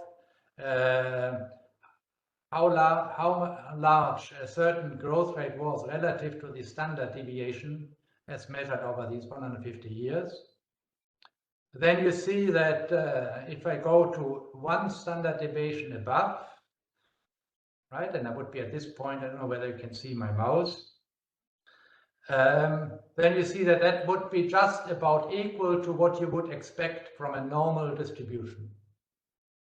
If I go to 2 standard deviations, you actually see that they happen much less than you would expect from a normal distribution. But then when you go out in the tail, you see that these realizations are 4 times as frequent for positive and more than 5 times as frequent as you would expect if the distribution were normal. So it's a very strong indication that the distribution is normal, not normal. I have some other evidence pointing towards a Poisson distribution, but that's something else. I have not shown you the 5 sigma events because they would be off the charts. So the basic message is very simple.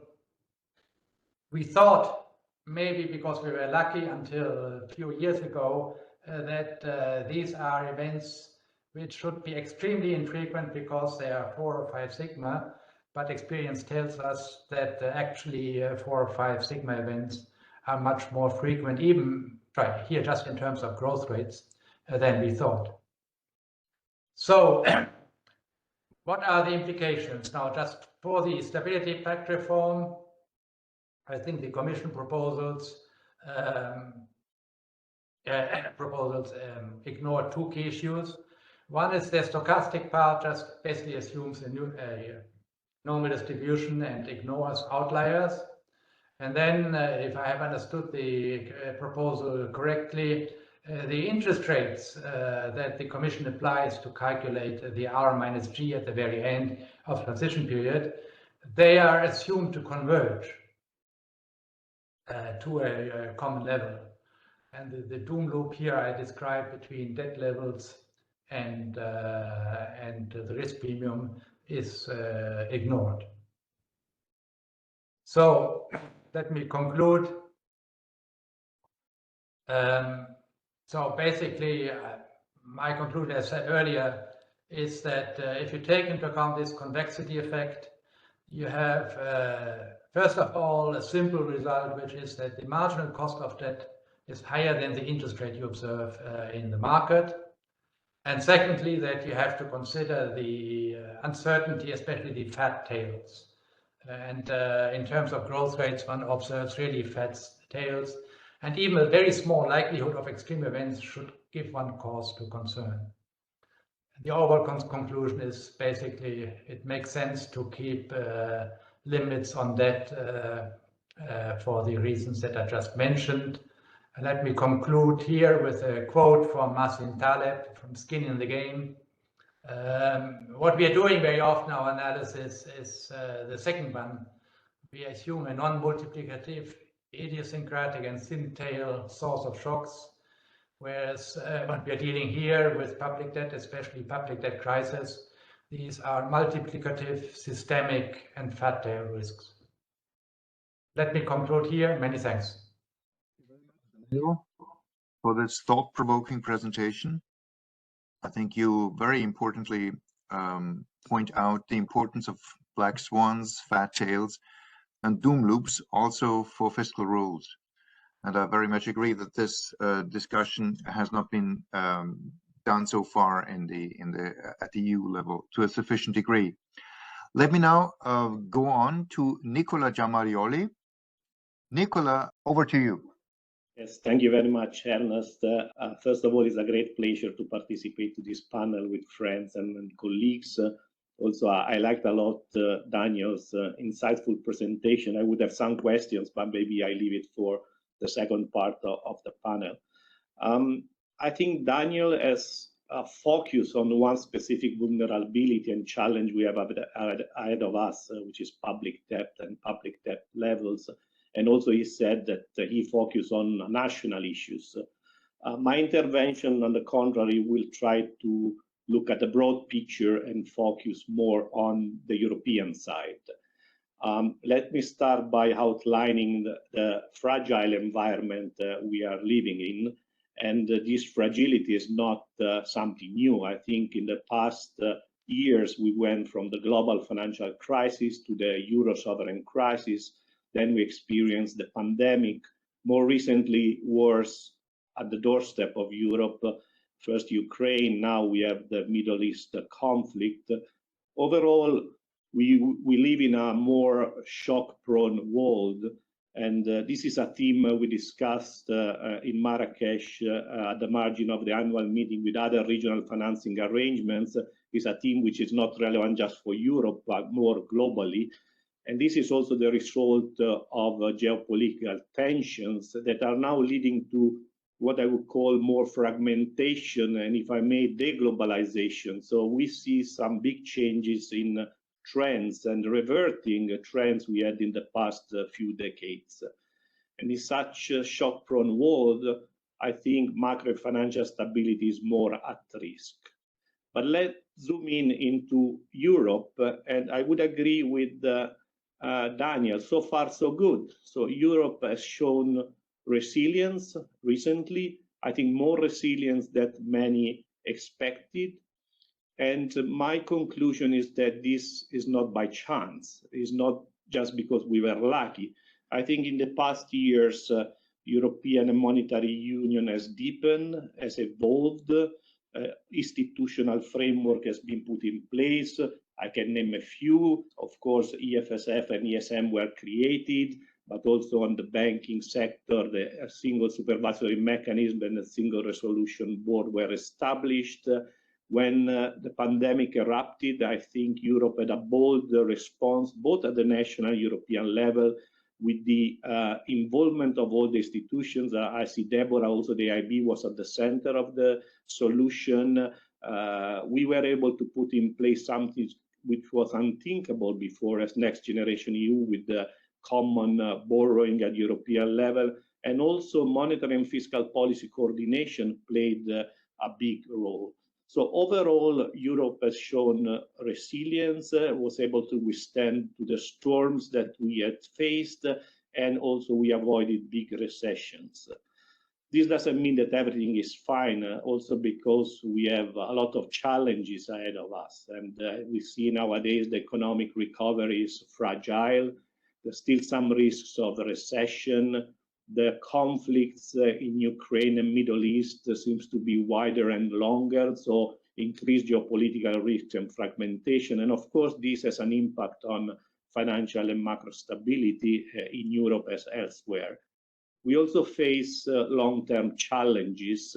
I can name a few: climate change and green transition, technological evolution. We discussed about digitalization and artificial intelligence, but also cyber risks. Third, I would mention something which was very popular until a few years ago, now less so, but still very relevant: aging and its impact on public finances, but also on productivity. And second, even if we were good in coordinating monetary and fiscal policy so far, I would not take as a given, and I think Daniel already alluded to the fact that it's very difficult to coordinate monetary and fiscal policy at the national level and the European level. It means that given those challenges, I think we need to work hard and hard on creating the right solutions at European level. I'm thinking about projects of deepening the European Monetary Union to make it more resistant. Resilience. I think what we need in Europe going forward is more risk sharing, especially private risk sharing.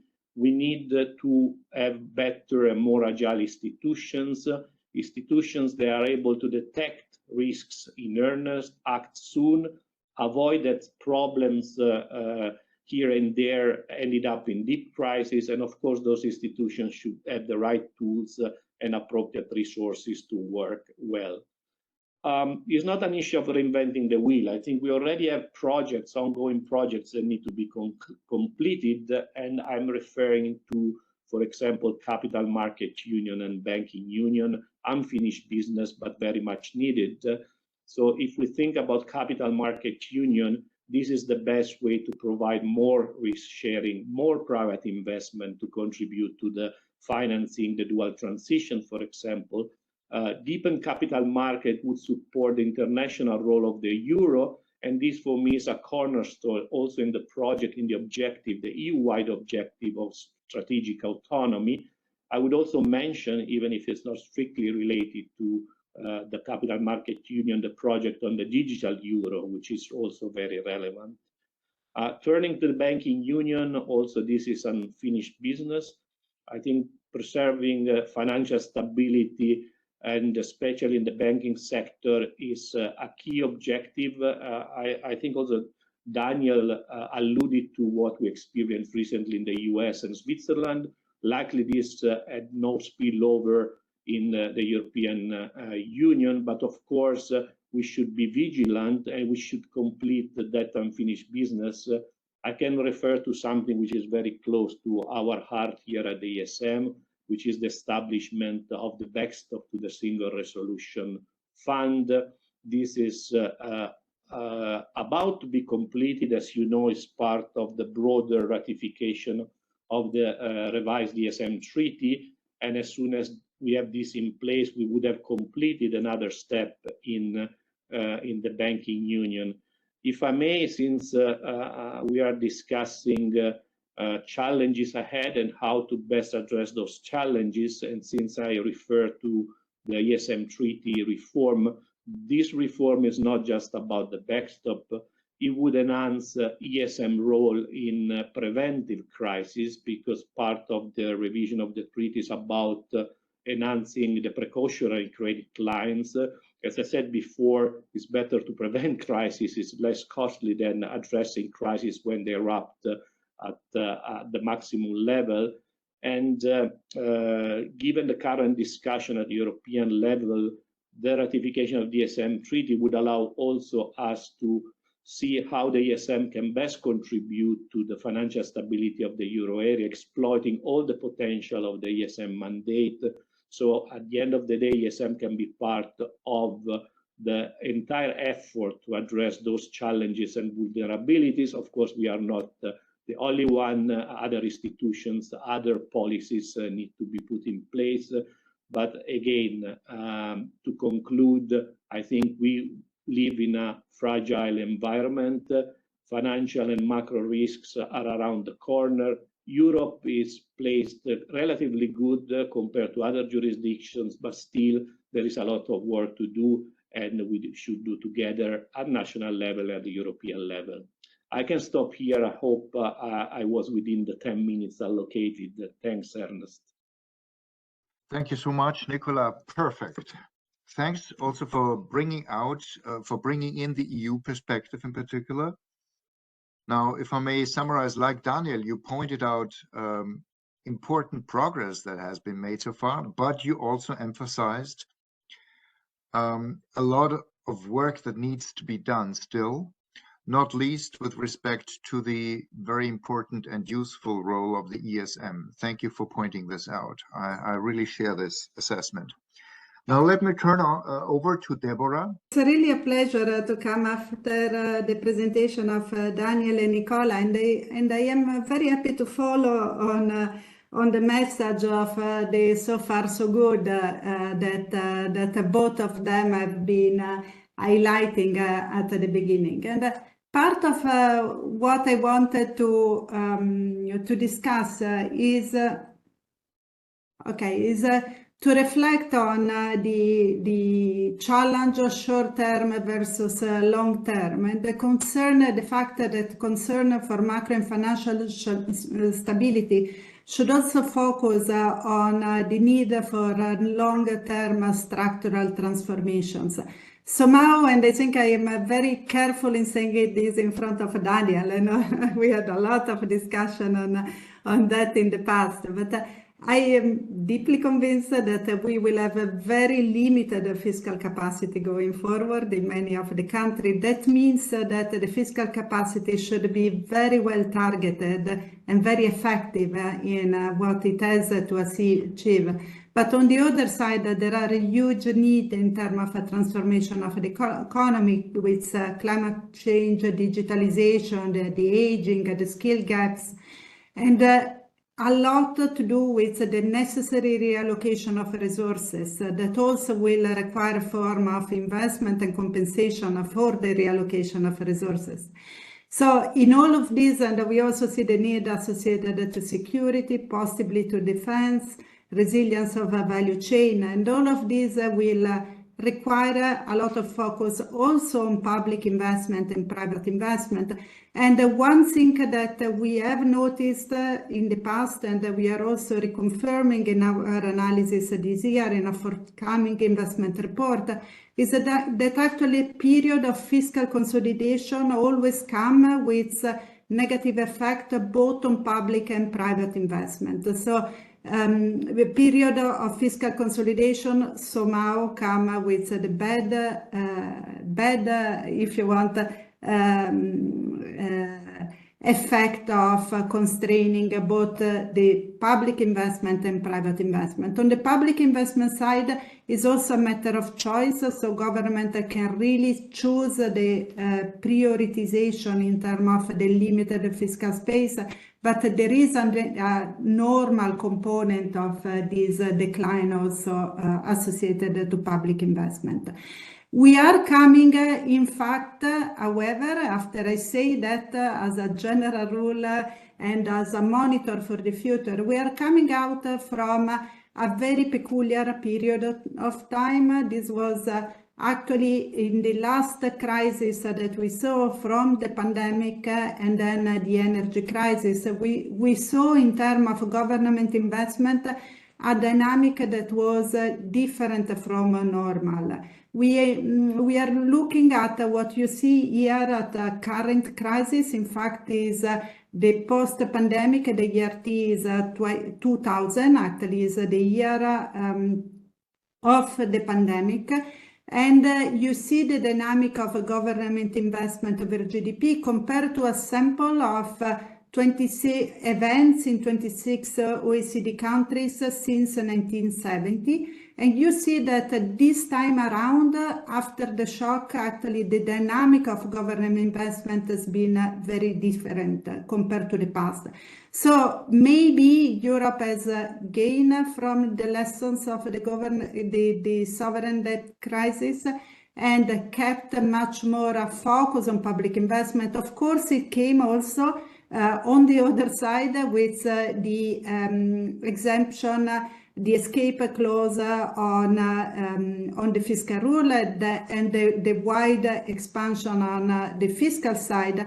And also we see it on the other slide on the dynamic of debt at the European level, where we see that the first year of the pandemic was actually getting back the whole improvement in debt over GDP ratio that we had seen since 2014. But the good news is that starting from 2021, we already saw some convergence in debt over GDP. And in 2022, we were already below the 2014 level in terms of debt.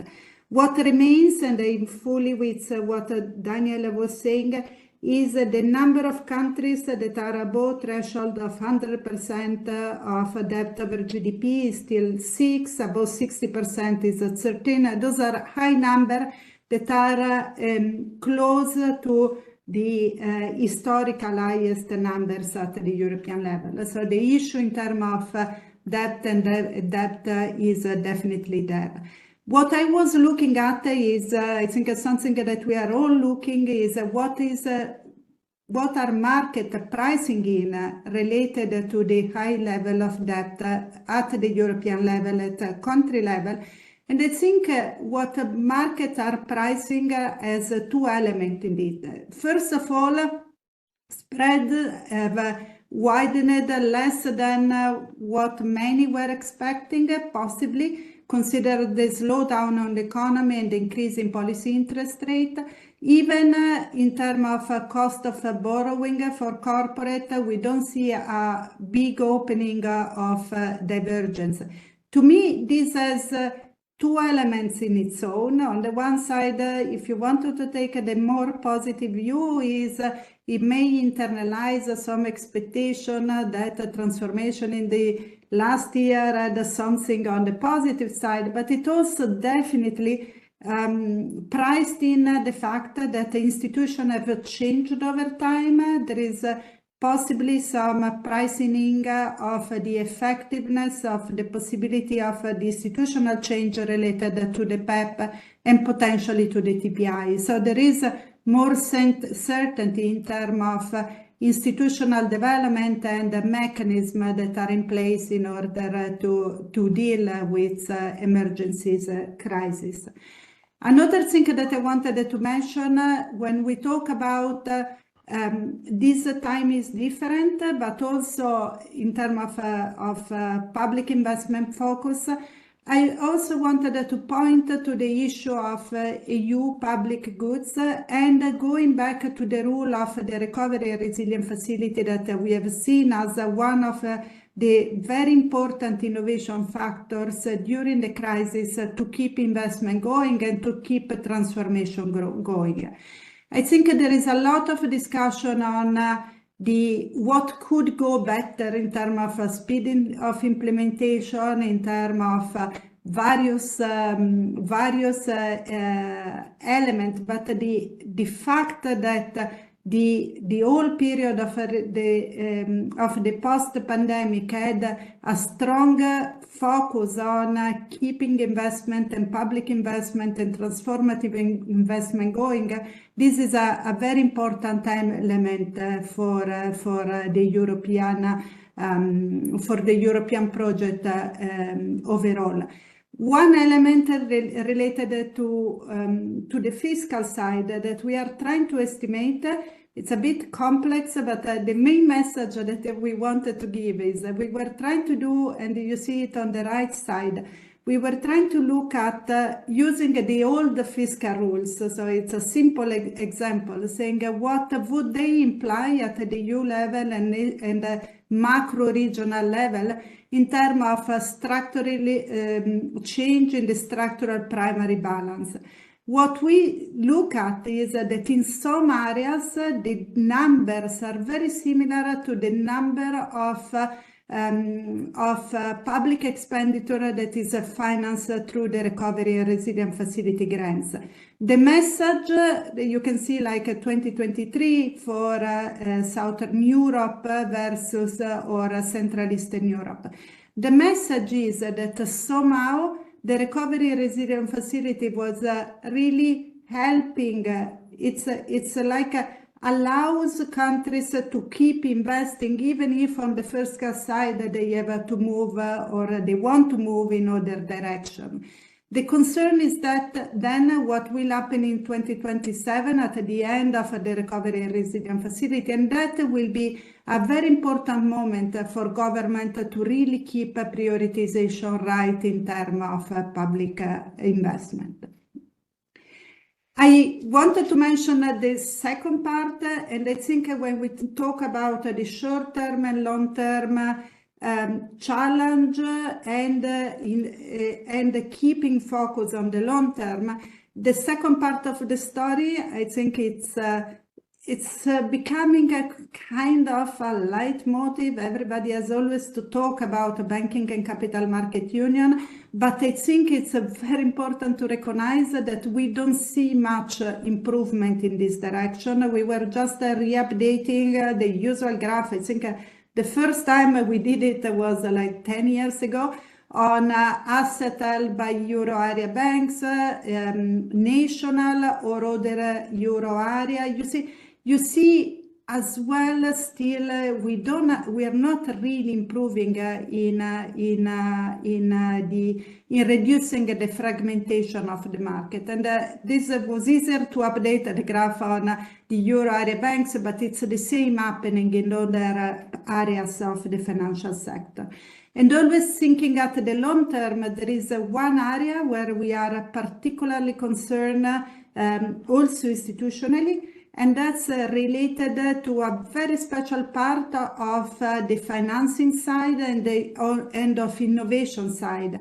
And it has less to do with the first phase of innovation, but it's more on the scale up of firms. And that's really something where we see the market in Europe to be completely underdeveloped. And we are very concerned because at a period of monetary policy tightening and financial tightening, innovative firms are going to be squeezed out more. And we end up with particularly this group of firms on the scale-up firms that are so important for the innovation capacity of Europe that risk to be squeezed out even more. If I have to conclude, the so far so good need to really keep a focus also on the long-term and the long-term needs. And on these two elements, on the one side, the important to keep a focus also on public investment, and the realization that this time may be different, but still the need to continue to focus on it also at the end of the recovery and resilience facility is important. And the second part, the importance of capital market union and the development of the developments in this direction. Thank you very much. Thank you very much, Debora, for this excellent presentation and for pointing out, for one thing, the tension between highly constrained fiscal space and the important financing needs going forward, and notably for the structural transformation in various fields of the European economy, and also the importance to target public investment and to mobilize private investments in combination, and also the important role that EU institutions and EU schemes play in this respect. Let me now turn to our third panelist, Filiz. Over to you. Thanks, Ernst, and thanks for Daniel, Nicola, and Debora for their insightful discussions. My talk will be focusing also on the need to keep the longer-term issues in mind, as well as the power of structural policies when dealing with more conjectural challenges.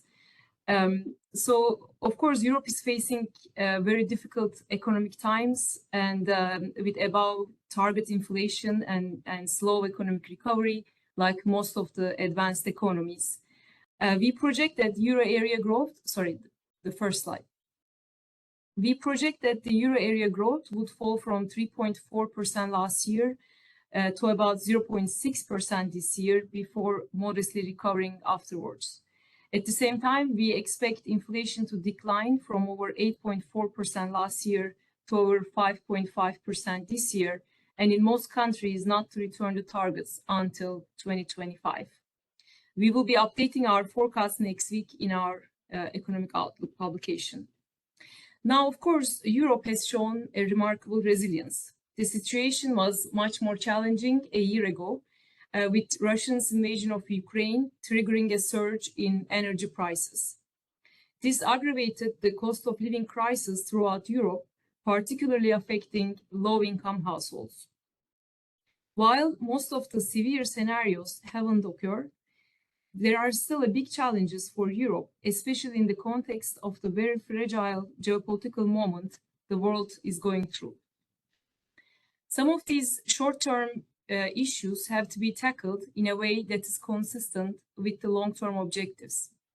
Ultimately, structural features of the economy plays a significant role in how economies respond to various shocks at any point in time, alongside the monetary and fiscal policy response. On top of that, we are facing long-term challenges that needs to be addressed urgently, notably the climate transition and increasing risk of geopolitical fragmentation. Structural reforms can make economies more resilient and boost economic growth, while in some cases also helping them to address short-term challenges. For example, supply-side changes would have disinflationary impact, including through increasing potential GDP without necessarily bringing down demand that much. We observe this in the United States. This is very important to keep in mind, as the supply-side policies could also mitigate policy trade-offs between monetary and financial stability, and as well as fiscal policy. We have to mention at this point that pushing G up, of course, helps the sustainability, as Daniel also touched upon in his keynote speech. Similarly, labor market dynamics and wage developments, in particular, the extent to which inflation translates into second-round effects on wages, is key in determining how soon inflation could be controlled. More broadly, more flexible labor markets and better skills can alleviate labor shortages, which can in turn facilitate the fight against inflation in Europe. Employment rates vary greatly across European Union countries. Many countries have room to enhance policy settings to boost employment or matching in the labor market. For example, the recent French success in promoting apprenticeships is a case point. Bringing more senior workers and women to workforce also remain critical through better designed pension systems and broader reforms, including on opportunities for childcare and elderly care. Better policies to promote lifelong learning would lift employment and productivity at the same time, as well as policies to promote more women participation in the labor market. This comprehensive approach to labor market reform is a part of a larger need for robust social protection systems, as underscored by both the pandemic and the war. But there are major deficiencies in the systems in place, which have made them ill-equipped to meet the needs of vulnerable social groups facing adverse economic shocks. In many European countries, a significant share of workers, particularly the most vulnerable, fall outside of social safety nets because of their work status. On average, across European countries, minimum income benefits cover only about 32% of median income, falling below the 50% poverty threshold. At the same time, social protection systems could be better targeted to reduce costs and improve sustainability given the fiscal pressures. For example, on average, across European and more broadly OECD countries, the poorest and the richest 20% of the working age population receive the same share of cash transfers. This is a clear indication of the need for better targeting social support. One thing is not to have a fiscal space. The other thing is not to spend it efficiently. Addressing these deficiencies and adopting social protection to better cope with new challenges and shocks is a key policy priority. We also need to we mentioned that we need to target spending better and to make sure rebuild fiscal buffers in good times.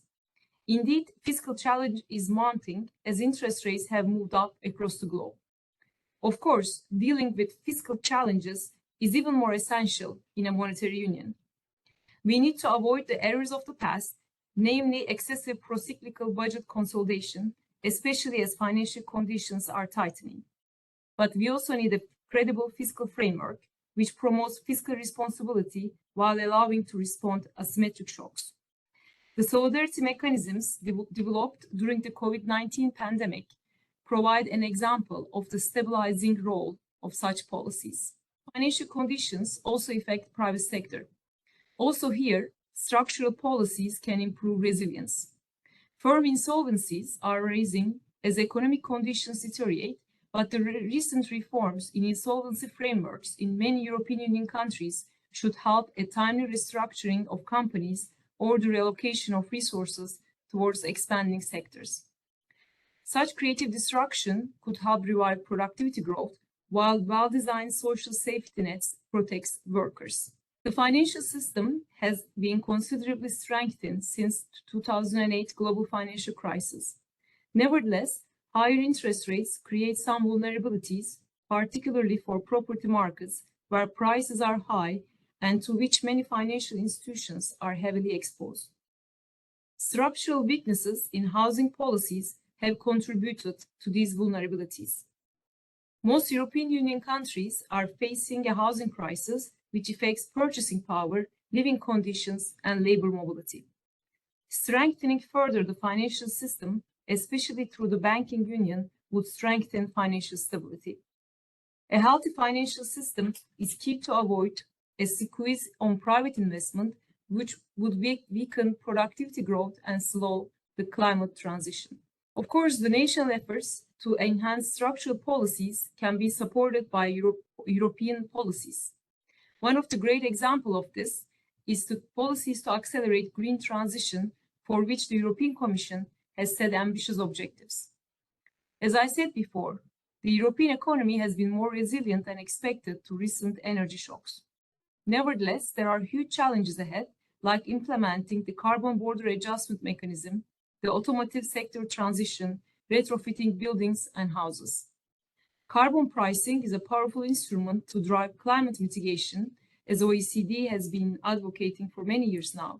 But as non-European countries provide generous subsidies, EU firms' competitiveness may be at risk.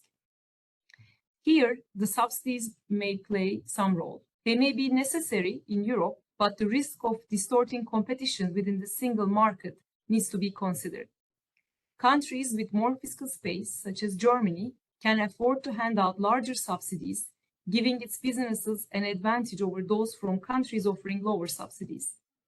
Generous government support for renewables, including feed-in tariffs, mostly benefits cost-competitive technologies such as solar and wind.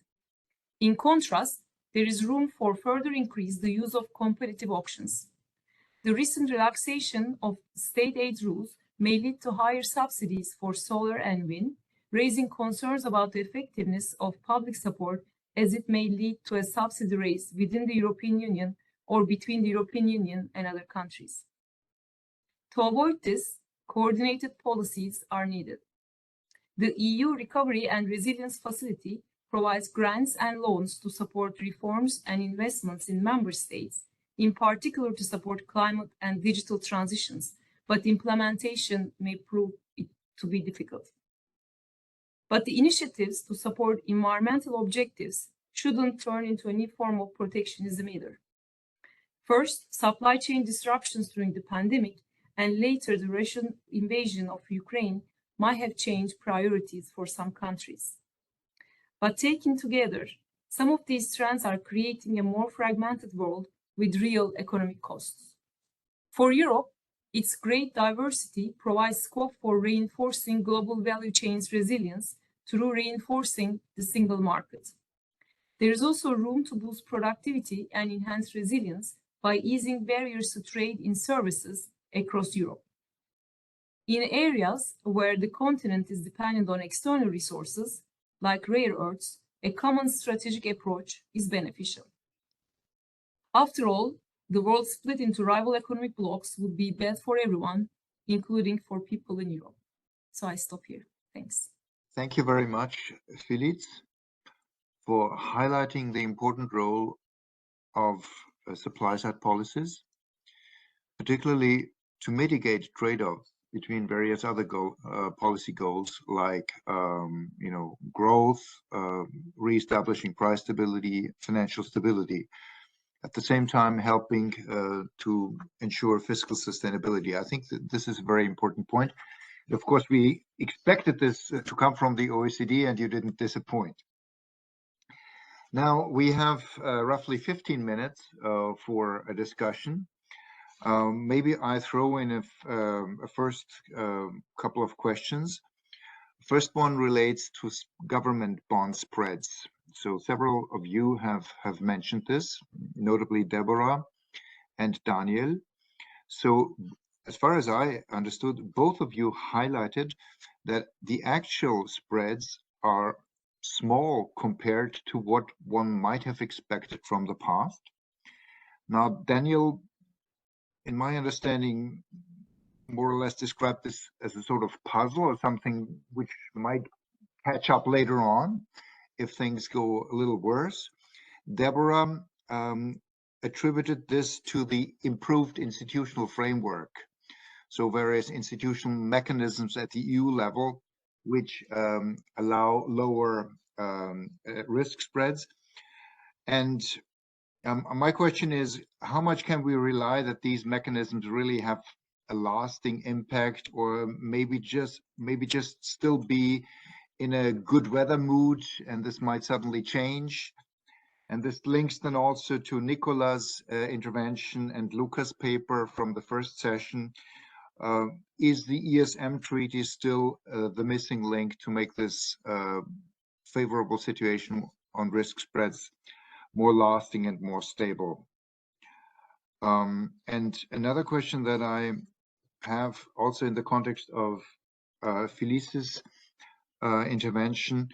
So do we need a new EU facility for the urgent financing needs for artificial intelligence, screening the economy, not least to keep up with the major state intervention in the US and of course also in China? So let me leave it at these two questions, but feel free to react to each other's points freely. Maybe Daniel wants to start. Thanks a lot. There was also a question in the chat by John Mulbauer on the difference basically between net and gross debt. Yes. This is of course something that I couldn't discuss in my presentation. I assumed that I was talking about net debt implicitly. There's a further complication which one can discuss later.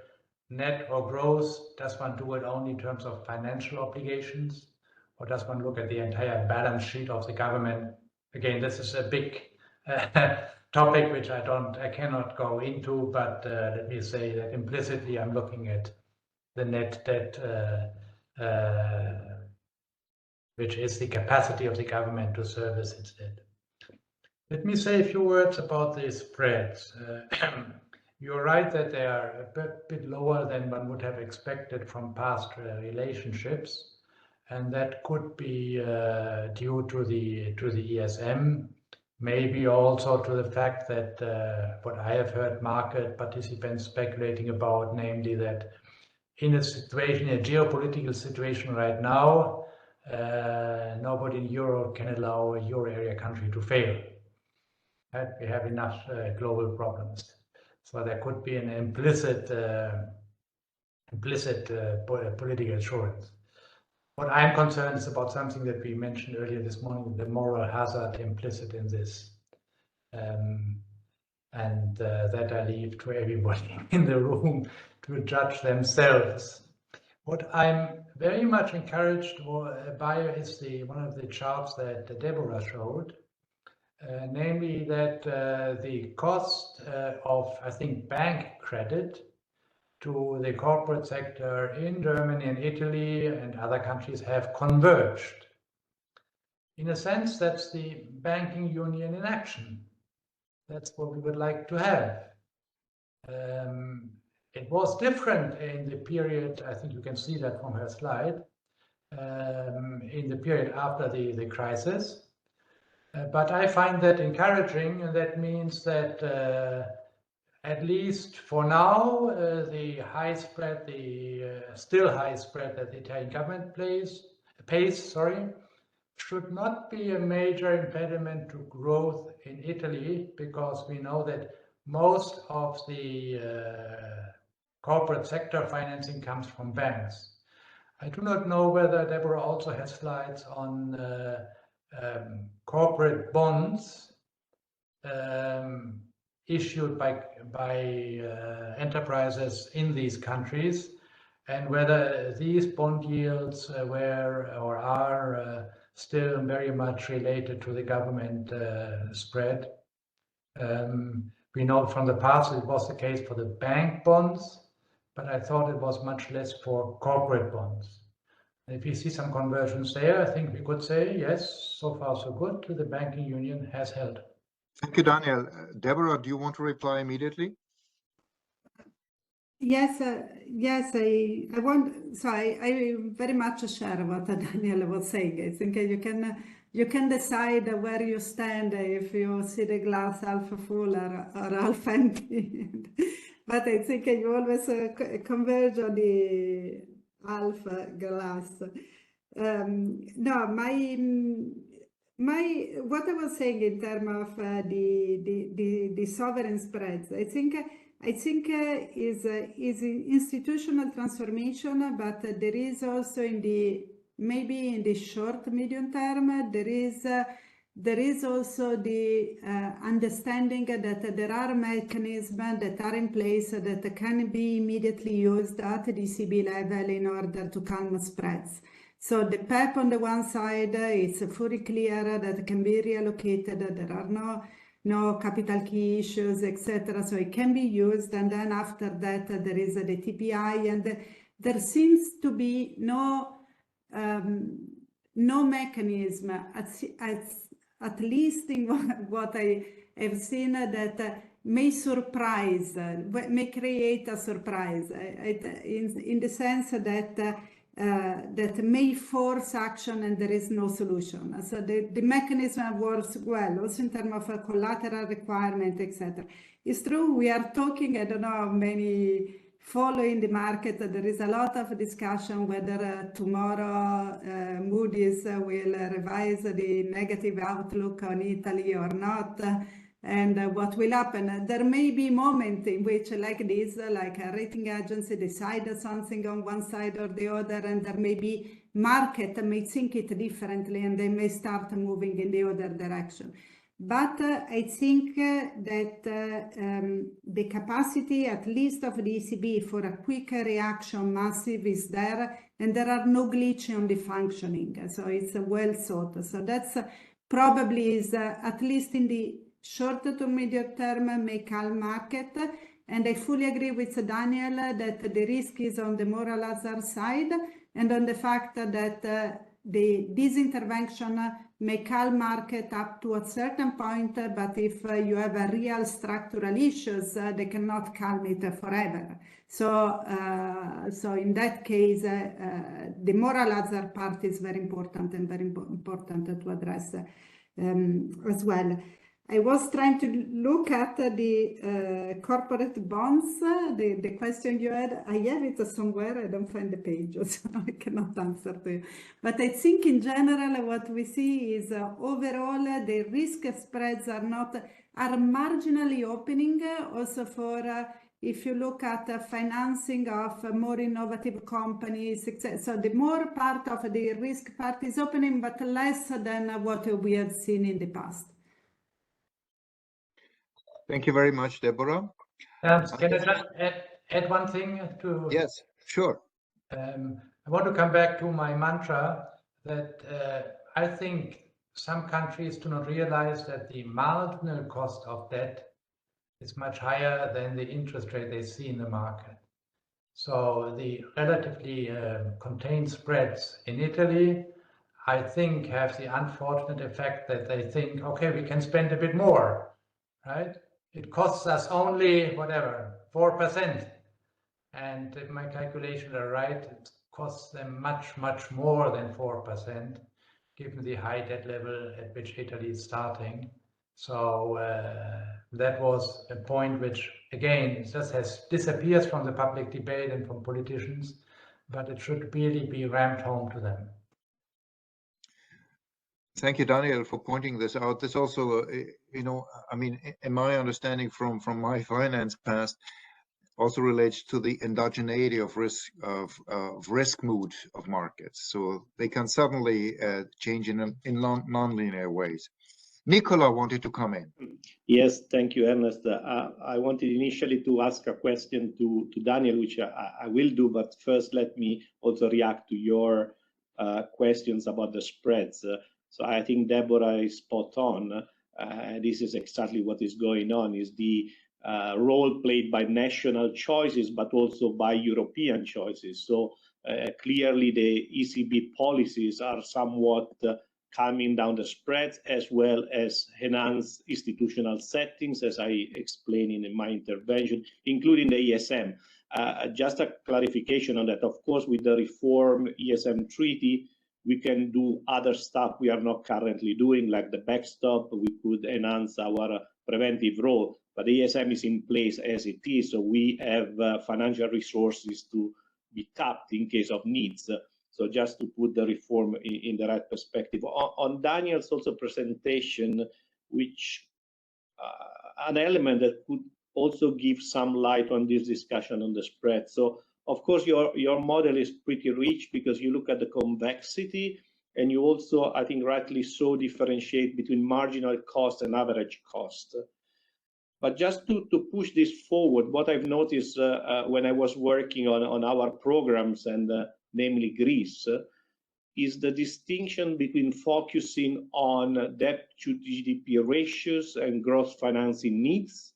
And the second is the structure of the debt also matters. So with the marginal cost or average cost, you capture somewhat a proxy, but debt dynamics is also driven by average maturities, by how you use financial engineering using swaps.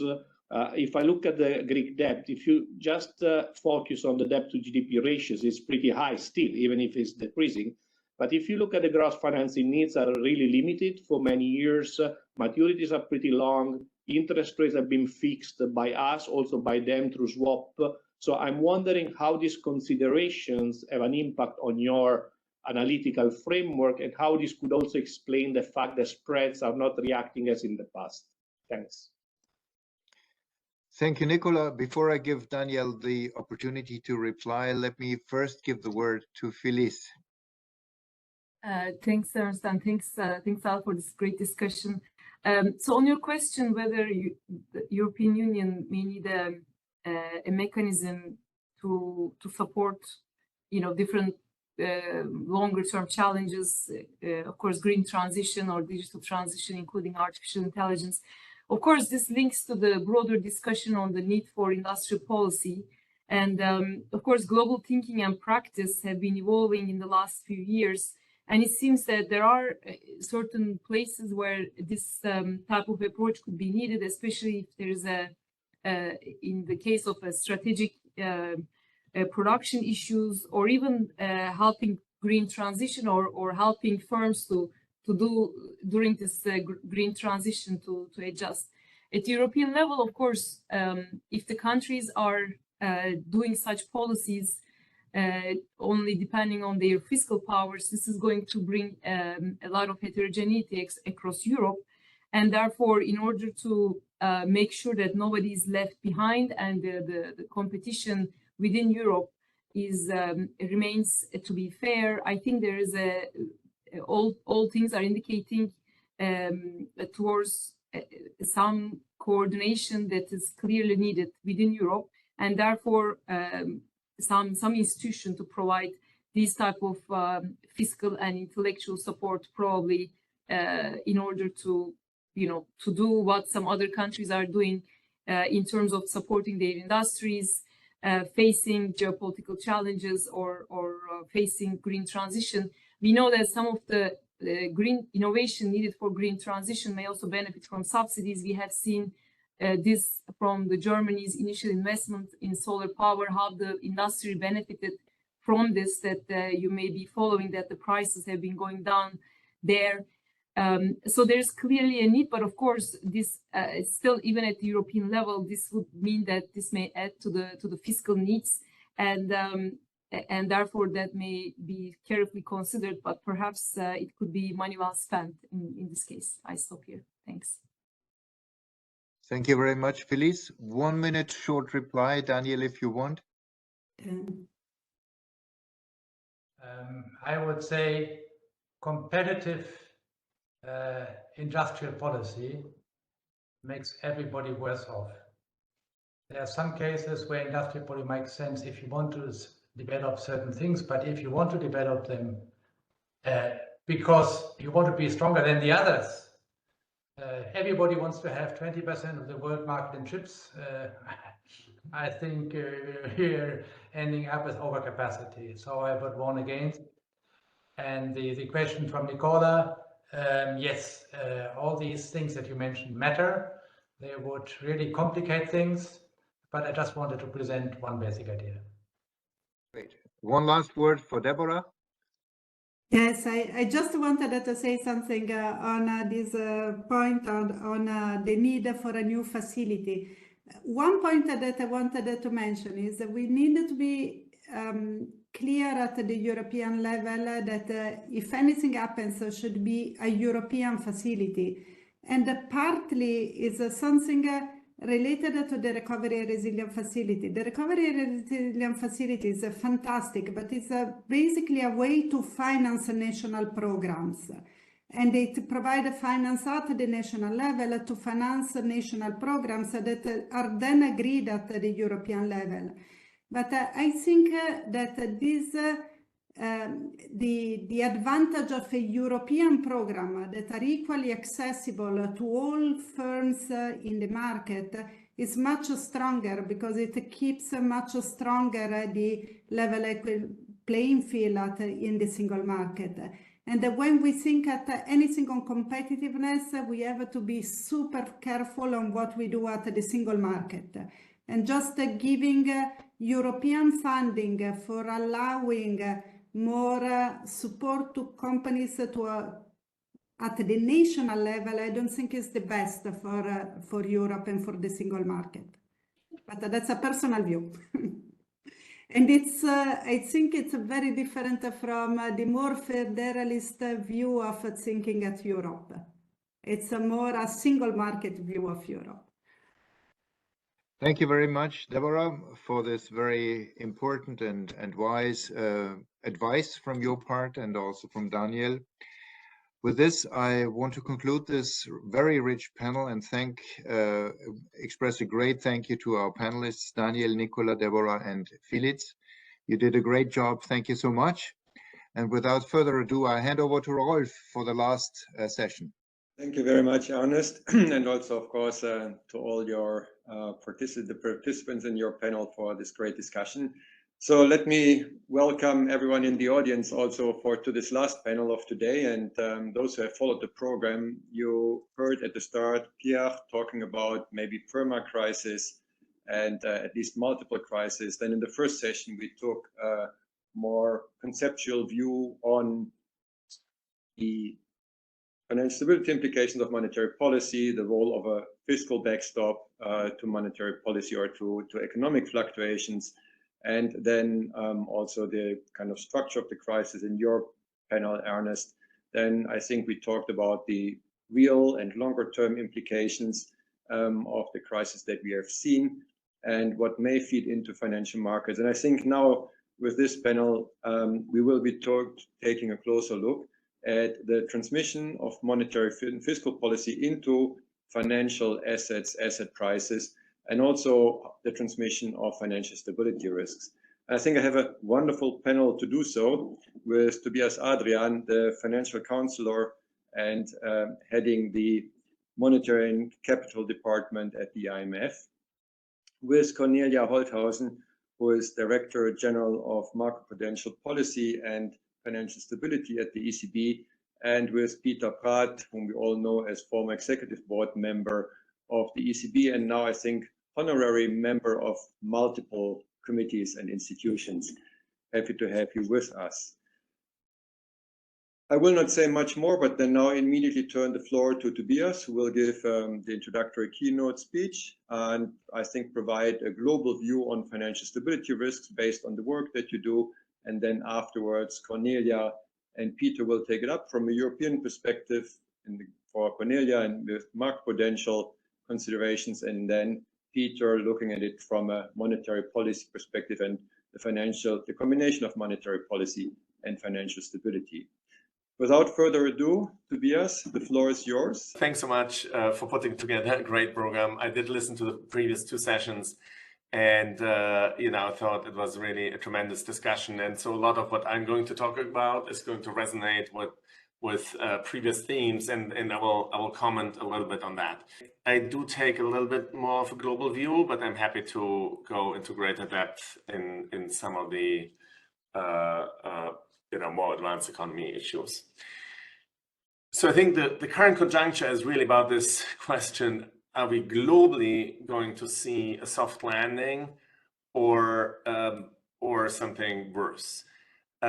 And I think our baseline, alongside market analysts at this point, is one of a soft landing. And but financial stability is all about the downside risk. So I'm going to talk quite a bit about the risks relative to this soft landing. So we do agree with what Deniz said earlier, which is that financial stability risks are elevated, right? So it's true that we have seen banks being fairly stable and spreads being fairly tight, but at the same time we all understand that there are sharp nonlinearities that can be triggered, and in our assessment there are a lot of nonlinearities that haven't been triggered but that could be triggered. And so this endogenous amplification mechanism relative to downside is elevated. So the acute stress in the banking system has subsided, and I would add here that I think it's of course more capital and liquidity in the banks from an example perspective, but also much more aggressive backstop policies, so emergency policies that were visible in both the US and Switzerland that contained the crisis, right? So if there had been some hesitation in terms of acting very aggressively, we could well have seen a broader fallout. And that is perhaps one of the lessons. One of the lessons of 2008 is not just having more better regulations; it's also having better crisis management and more aggressive and timely crisis management. We have seen some degree of sell-off in risky assets, equity markets, but also bond markets to some degree. But we think there's still room for more potentially. Large emerging markets continue to be pretty safe, but lower income countries are in crisis. But that has a limited amount of feedback to the global financial system today. And then, of course, resonating what Klaus Adam was talking about this morning, Bora's debt repayment capacity is starting to diminish. So households as well as corporates are seeing, there's quite a bit more stress. So let me go into detail. So Deniz did a great job earlier to talk through the inflation, and some of the drivers. I just want to complement that with a chart here that shows, for 5 major advanced economies or monetary areas, so the US, Euro area, UK, and Canada, CPI, and the expectations. So these are market applied expectations of CPI going forward. And these are these hairs, this is what we call a hair chart, right? So you can see that, the market and policymakers were very similar, right? Continue to expect that, we had reached the peak already. So we did reach the peak earlier this year, and now inflation is actually coming down in line with those expectations. But it does underline how difficult it is to forecast turning points, right? So, many central banks now are reviewing their models, but, models tend to be mean reverting. And so clearly, in the market, looks like that as well. And for interest rates, it looks quite similar, right? So interest rates were increased, say, by 5 percentage points in the US, and close to that in the Euro area, a little bit more in the UK. And markets continue to expect that the top was being reached, in line with the expectation that inflation was going to come down. And we clearly see this higher for longer that is priced in now. That is the main theme. But of course, there are many risks around this baseline, right? I mean, there's the risk that inflation will be resurgent, that there are additional shocks, and so there could be further surprises. Now, turning to emerging markets, in emerging markets, the picture looks very similar as well. So you saw this, massive rise in inflation. Here the axes are quite different. You see in the previous axis, right? So inflation went from -2 to 12. In this axis, it goes from 0 to 20, right? So the magnitude of inflation, say in Latin America, in Brazil, for example, has been much larger. But of course, Brazil was also the first country to start tightening.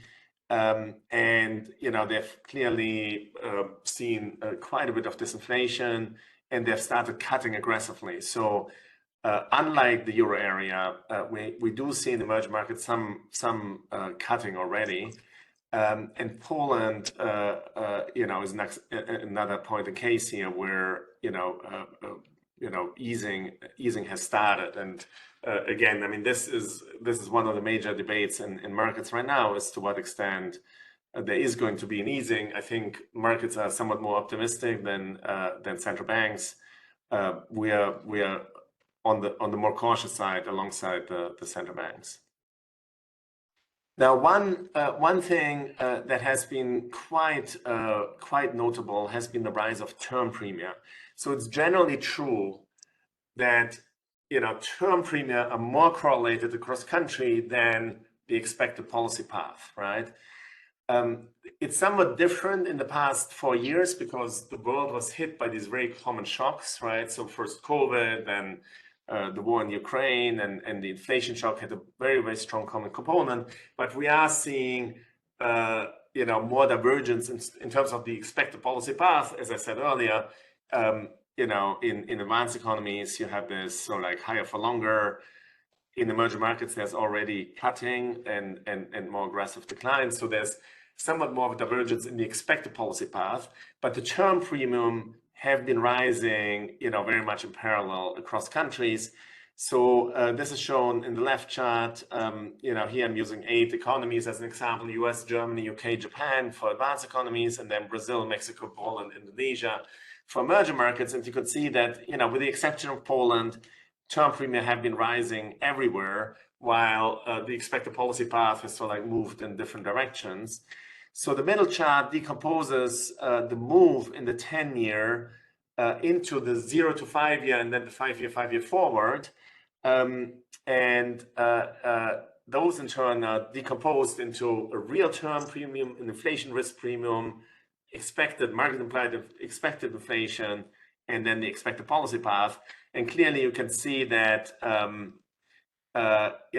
the rise in rates is due to real term premium that have gone up. And that brings me to the chart on the right, and that is very much related to Daniel's remarks from earlier. So when oftentimes in the macro debate, right, people are saying, well, our star, is low and remains low. But of course, our star is not the cost of borrowing for countries, right? Countries, borrow long, 7, 8, 10-year duration. It varies over time, and it varies a little bit across countries. So in order to gauge sort of like what this rise in term premium means for the cost of borrowing, what I'm doing here is to show you the real 5 to 10-year forward. So there's like the real yield for a 5-year duration. You could, it looks very similar if you do 7 or 8 years or so, 5 years out. So say, where do we think borrowing costs are going to be 5 years out, when in expectation we are through this current cycle? And I compare that to the real 5-year, 1-year risk neutral. I could have done the 5-year, it's very similar, but it's risk adjusted, right? So that is sort of like your market implied R star, right? So market implied R star is the risk-free future short rate. So the 5-year, 1-year term premium adjusted. And you can see, I do it for the US, you can do this for the euro area, it looks very similar. The market implied R star is very constant over the past 20 years, right? It's about between 0.5 and 1. That's very much in line with, say, Laubach-Williams metrics, right? R star of 0.5 to 1 for the US is pretty reasonable. But the effective borrowing cost, you know, at a longer duration has a large term premium component. And that term premium component, of course, was driven down to something close to 0, even negative in the QE period, right? That was the transmission mechanism of QE, was to drive down term premium, in particular real term premium, to stimulate economic activity. And that has pretty much reverted. So it used to be that you would have not a 0.5 to 1% real borrowing cost, but more like a 2 to 2.5% real borrowing cost. Once you take the risk premium at longer durations into account, and we are back at these like 2 to 2.5%. And in some sense, you know, one way to look at the recent rise in longer term yields is it's just undoing the era of QE, right? And here's another look at that on the left. So again, focusing on the US, though the euro area would show you very similar pictures. So, you know, the black is, this time we use for R star, the 5-year expected real short rate. So this term premium adjusted, again, it's between, you know, it's a little bit lower when you look at this metric. But then the 10-year real term premium, you know, was very compressed, and it's normalizing to previous levels, right? And you know, that would all be fine if debt to GDP hadn't also risen tremendously, right? So, you know, in the pandemic, on average across advanced economies, debt to GDP went up by 25 percentage points, right? 25 percentage points. And of course, at the same time, underlying growth continues to drift down. You may have seen, and I think, again, Deniz made similar remarks, and I think we also heard that from Filiz earlier.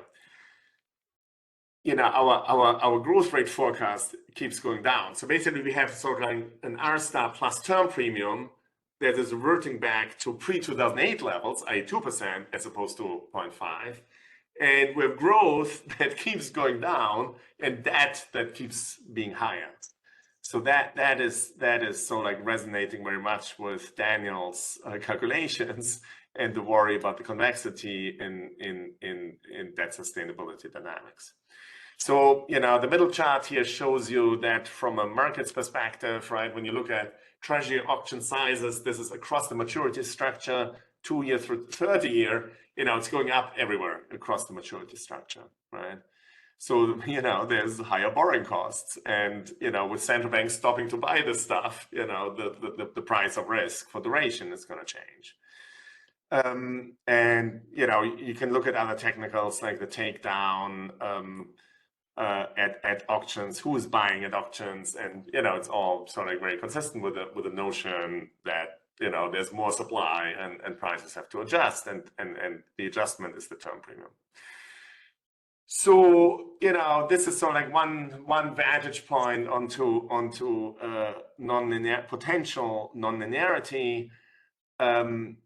So, you know, there are many mechanisms for non-linearity. I think this is one mechanism that we worry about at the moment.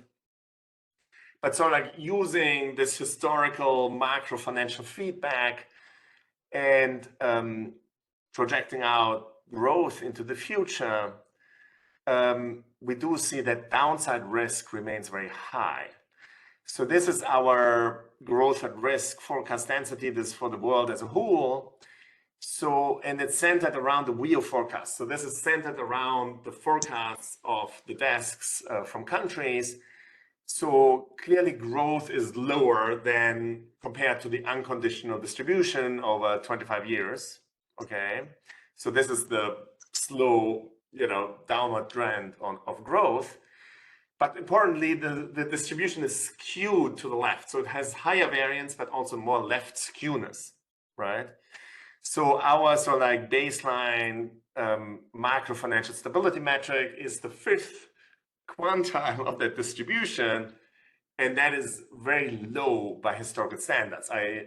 So the left tail is very fat. So it's clearly non-Gaussian and it's very fat. And so the middle chart shows you the time series since 2008 of this left tail of the distribution.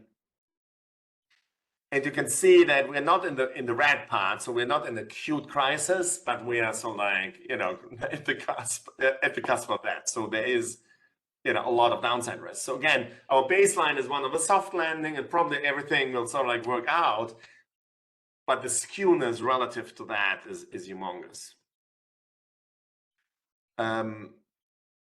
Now, one thing we looked at very closely is what we call the global stress test. So here we use 900 banks around 29 countries. So huge sample of banks. This is going into, you know, fairly, medium-sized banks like the regional banks in the US, the SVBs, etc. And we're doing both a liquidity stress test, a solvency stress test, and we're looking at the market-to-market issues in the security portfolio. And so in the baseline, things work out. Okay, so you see the baseline. So this is the density of CET1 ratios in 2023. So this is using 2022 data. So this is all like into the future relative to the forecast horizon. You know, in the baseline where we have a global soft landing, things work out. But if we go outside of the baseline into the tail, there's a fat tail of weak institutions.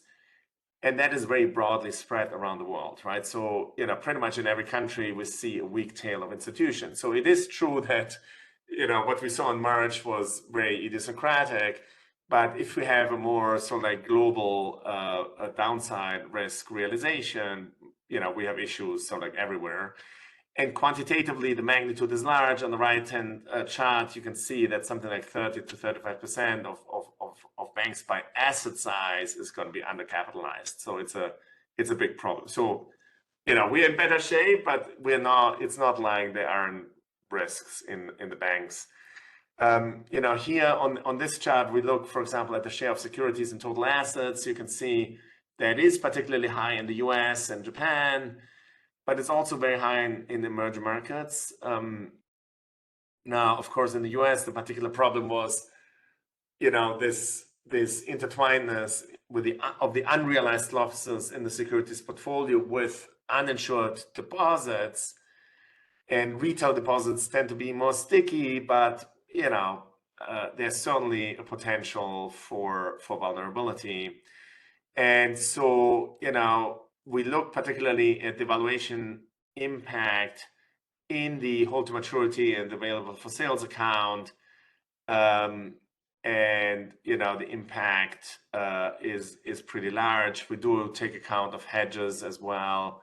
So, you know, hedging helps, but, you know, there's quite a bit of risk still. So I think it's all good that, you know, it was an episode, not a crisis, but there is certainly, you know, potential for future. So, you know, if we went to higher inflation, more persistent inflation, more aggressive interest rate rises because of, you know, some future shock or so, I do think there's quite a bit to worry even in the banks. And again, it's broadly spread around the world.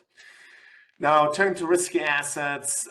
So this is all like a return to the composition for the S&P 500. Again, you can do this for European or UK or other indices.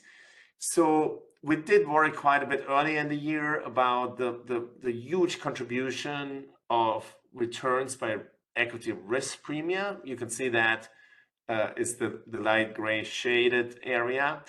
That has changed a little bit as earnings have surprised massively to the upside. Now, interest rates have come down. What we call risk-free rates here are just government bond yields.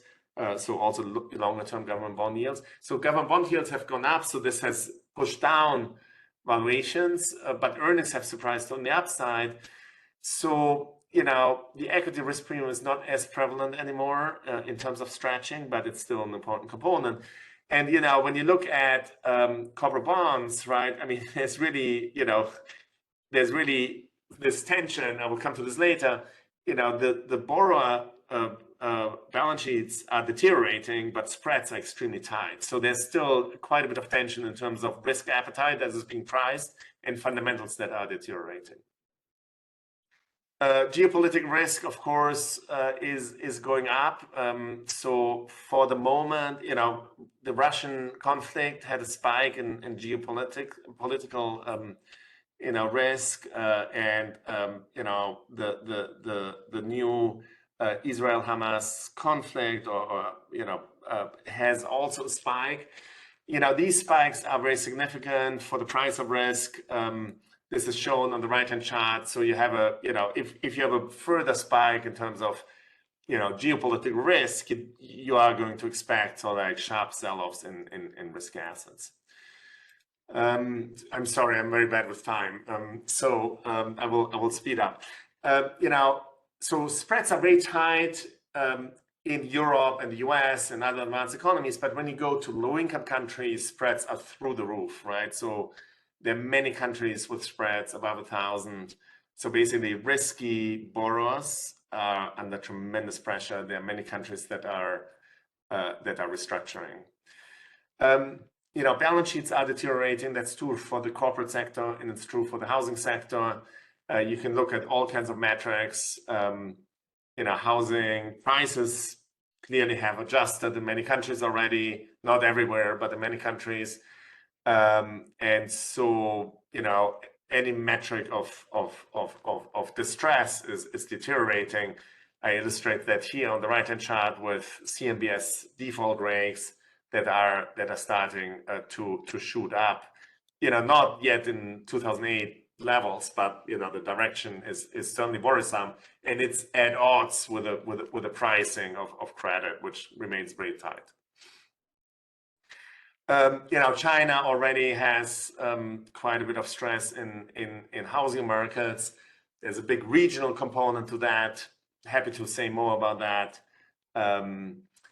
And finally, this is my last slide. You know, in terms of price stability and financial stability, you know, I think in normal times we sort of like separate them. We want to separate them, of course. We can inject liquidity while hiking rates, but that may not always work. So we may face ugly trade-offs if we had another surge of inflation combined with a sharp drop in real activity and some financial stability issues. So let me stop with that. Well, thank you very much, Tobias, for giving this broad-ranged overview and linking it to what we heard before, at the same time being very specific across the different asset classes where you see still risks potentially emerging. I think we can take it further, zoom in on the euro area, and hand over to Cornelia. I think it's also particularly interesting because, if I'm correctly informed, you're about to bring out your financial stability report shortly. So we are looking forward to your presentation. Thanks very much, and also for the invite for this interesting seminar. And indeed, our financial stability review will come out next week, and some of the things I'm talking about today, you will find also there. So I think it's to be published on the 22nd. So let me continue where Tobias left off and focus more on the euro area. But I think we have a lot of common themes, obviously, because a lot of what's happening are global developments now, not only the geopolitical risks, but also the, of course, the rise in interest rates that is happening in many areas of the world. So I would just start with giving an overview of our risk assessment and then conclude very briefly on our take on potential macro-prudential measures. So the context is, basically as Tobias described, we have funding costs that are rising across the board because of the unprecedentedly fast rise in interest rates that has taken place also also in the euro area, and that I think is really the key factor that's in effect in the economy right now. And we do see that these rates are being transmitted to the real economy in a gradual way to some extent, because there's many creditors that took advantage of the low rates and managed to have funding for longer durations. No? And this, of course, slows a bit the transmission of the monetary policy to the real economy. But it also means that some of the monetary policy tightening will only come with a lag that's maybe longer than is typically the case, and that gives us a lot of uncertainty. And here on the right, yeah, we have the geopolitical risk index that Tobias already mentioned. That's of course contributing to the very large level of uncertainty, which is not conducive to growth. So let me go a bit into detail on three different topics that we think shape the financial stability outlook. And I think also Tobias mentioned the word fragile, and that's also our theme. So first of all, yeah, these tighter financial and credit conditions are translating into higher debt service costs that could weaken the resilience of euro area corporates, households, and also sovereigns, and in particular those with high debt levels. The second theme is then more focusing on banks. Of course, these the growing vulnerabilities in the real economy can be expected to impair bank asset quality in a gradual way, challenging their profitability outlook. And then thirdly, if we look at markets and non-banks, they also remain vulnerable to adverse surprises and potential shifts in market sentiments.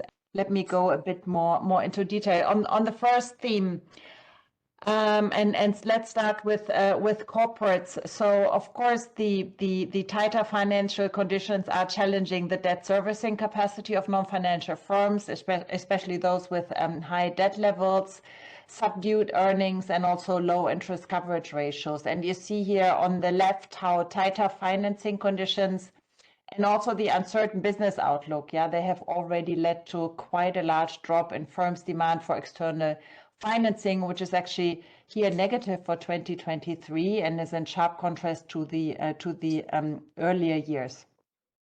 And of course, these higher financing costs and the weaker growth has also started to feed into higher insolvencies, yeah, so you see here in the middle, these are the expected default frequencies by rating category, and you see how, especially in the higher yield area, how the default frequency expectations have started to build up over the last 2 years. Of course, to some extent, this reflects the moratoria that were in place during the COVID time, no? So there's some catching up to do, but we think that it's going beyond that already. And then one corporate sector that's, of course, particularly affected is the real estate firms. And Tobias mentioned already the downturn on the real estate market is visible here, for instance, in the evolution of stock prices, where you see how real estate companies have really lost almost half their value by now, and this is in sharp contrast to other assets. So if we go to the household sector here, of course, the residential real estate is one key factor. We see here on the left how prices for residential properties have started to decline, but I think it's fair to say that it has been happening in an orderly way so far. In the middle, we show that there's still quite some overvaluation though in the sector. Yeah, so it has come down. Let's say in the middle of 22, it was on average above 10%. Now we are more in the area of 5%. So this reflects the correction that has already taken place, but there's still potential for further declines, and this is something for us, of course, to watch out for. And on the right-hand side, you see also how the interest debt service to income ratio of households has been increasing recently, meaning that they have to pay a higher share of their incomes to service their mortgages. And yeah, we have to see how that translates going further. Because a lot, of course, also depends, and we have a lot of heterogeneity in the euro area in these real estate sectors now, because there's a very From country to country, it differs a lot how many households are using fixed rate mortgages or variable rate mortgages. So they're, of course, affected, say, with a different time pattern. So then finally moving to the sovereign side, of course, also sovereign balance sheets are affected by these higher rates, and especially for those countries that have a high short-term refinancing needs. I think on the positive side, we can say that the strong issuance by euro area sovereigns has been quite smoothly absorbed by the market. Yeah, and this is also, of course, supported by the higher yields that are being offered on sovereign bonds. And this, even though, of course, we are in a time of gradual quantitative tightening by the central banks, but I think so far there has been really sufficient demand. Also, we see that vulnerabilities that are associated with potentially abrupt shifts in market sentiment have remained contained. And really here it helps that many sovereigns have managed to secure cheap financing for longer maturities while the interest rates were so very low. And then you see on the right, though, that fiscal fundamentals do remain fragile in a number of countries, and in particular, given the high debt levels and continued high projected budget deficits. And here, of course, in recent weeks, we have seen some concerns regarding the risk of fiscal slippage in some countries. And those, of course, do have the potential to restart some of the concerns about sovereign debt sustainability that we had to face in the euro area some years ago. So in this context, it's also really important, let me just stress it, that the politicians will come to in Brussels will come to an agreement and on the reform of the fiscal rules of the EU before the Stability Growth Pact, the general escape clauses expires by the end of the year. So let's turn now to the second theme. What does it mean for banks, bank profits? You see on the left-hand side how euro area banks cost of equity and in particular, the return of equity has really been increasing over the past years. In particular, because banks really have had very good years with a high profitability. Still, the return is below the cost of equity, though. And on the middle and right-hand side, you see that there's a lot of heterogeneity across countries. And again, so the strengthening of the profitability is particularly notable for those countries where variable lending rate predominates and where the pass-through of higher policy rates to deposit costs has been slower. Yeah, and again, there was a lot of heterogeneity on that because, every country has kind of a different setup or different, say, market practice. So far, I mean, I think we can say that banks in the euro area have held up remarkably well. Also in March of this year, I must say I was quite nervous for some time, but luckily, I think the potential spillovers from the US and Switzerland, they were really contained. There was not many direct exposures to the banks in question. And banks in the euro area, they do have strong capital and liquidity positions. And of course, let's not forget that some of the support measures, and particularly the large excess liquidity by central banks, they were still in place at that point in time. Now, looking forward, things don't look so good. We see a cooling of bank credit demand here on the left-hand side. And this, substantially lower lending flows to households and firms will then also affect the potential for banks to make profits. And in the middle, you see again, quarterly default rates have been going up on banks, retail and corporate exposures. And then on the right-hand side, we see how bank funding costs are set to rise further because the maturing liabilities now are repricing at higher levels. And you see how, a large difference between the outstanding rates in dark blue compared to the new rates, which are considerably higher. And you also see the large divergence. So bonds have basically repriced, fully in sync with the increase of monetary policy rates, whereas on the deposit side, this is much weaker. In particular, overnight deposits have hardly moved. And I guess there's right now not so much competition across banks for short-term liquidity, because indeed the excess liquidity in the system is still quite large. And the third theme that I mentioned in the beginning is related to markets and non-banks. You see on the left-hand side how finally markets have started to price in the higher interest rates or higher for longer interest rates. I think it took some time, so even here in this chart we show the repricing since the end of May this year. So and it was still I think considerable. But in line with what Tobias said, we do also believe that the current market expectations regarding the macro-financial outlook are quite optimistic.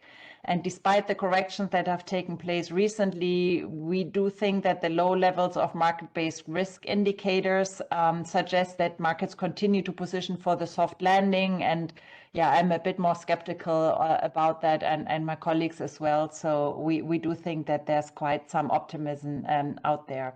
And you see here in the middle and on the right that this optimism is also reflected in the still relatively low levels of market volatility in the middle, and then the risk premia on the right, especially here in the equity market. So there's a potential for correction, for an abrupt rise, potentially in volatility or widening of risk premia that could have adverse effects for the market. And more generally, just to say that risk sentiment remains highly sensitive to negative surprises on all kinds of aspects.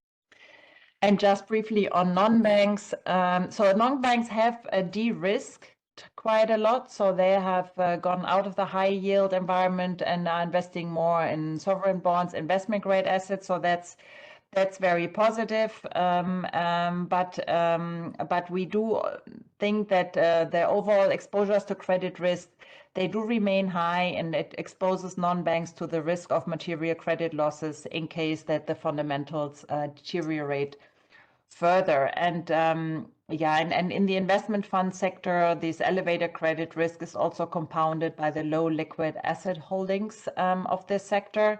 And we do think that liquidity buffers in the non-bank sector are still quite low, and they are not high enough to withstand some shocks. And this we try to illustrate here on the right-hand side, where we think that it shows that there's a cohort of funds that is vulnerable and has inadequate liquidity buffers to meet a redemption shock in the range of the 5% worst recorded outflow. So the risk remains high that in the event of sudden liquidity needs, some funds could amplify adverse financial market dynamics with a pro-cyclical type of selling behavior. So I would say so far so good in the euro area, but there are heightened vulnerabilities. The situation is fragile, and I think the two main reasons are the macro financial outlook, and still together with the high uncertainty and of course the high financing cost.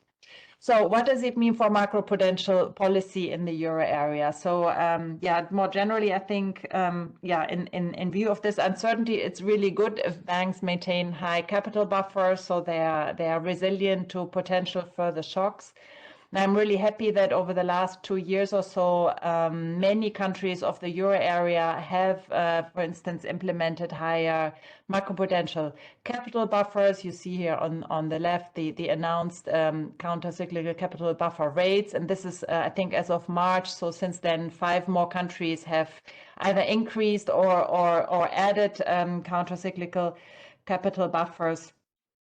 So I really think in this light of an elevated uncertainty, the vulnerabilities and signs of a turning financial cycle, that is deeply needed.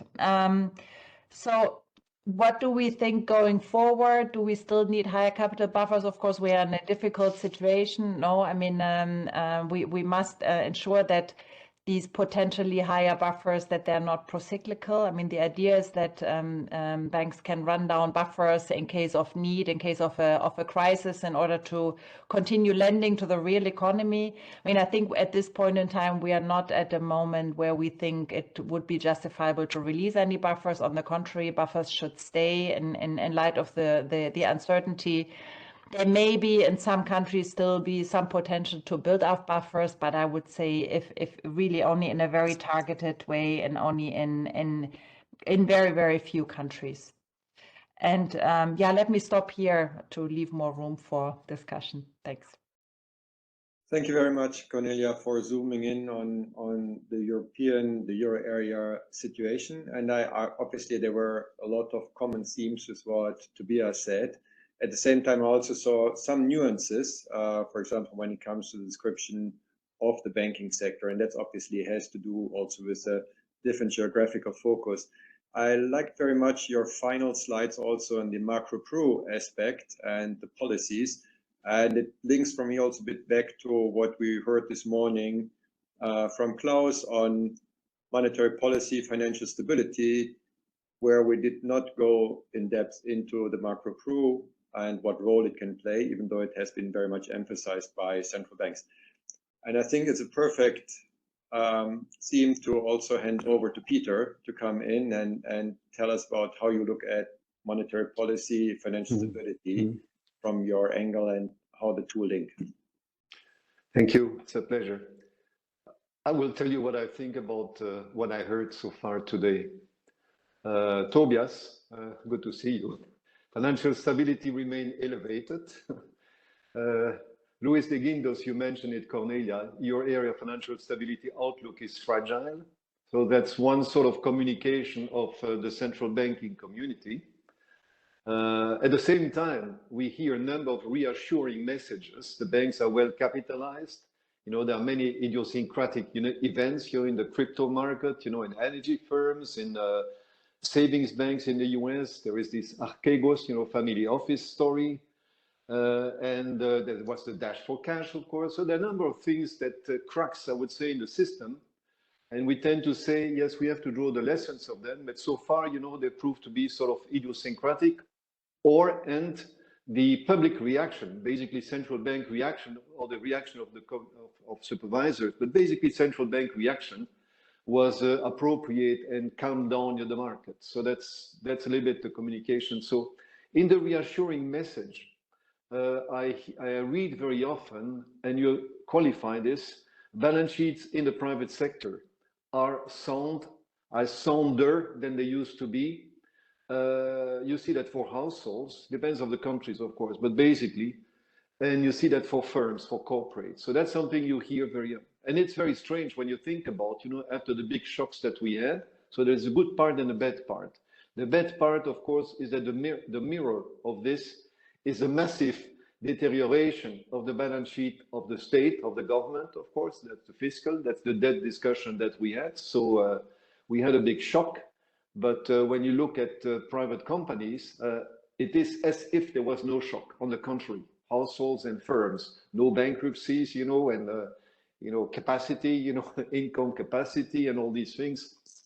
But of course, there is a downside to that, is the public sector part.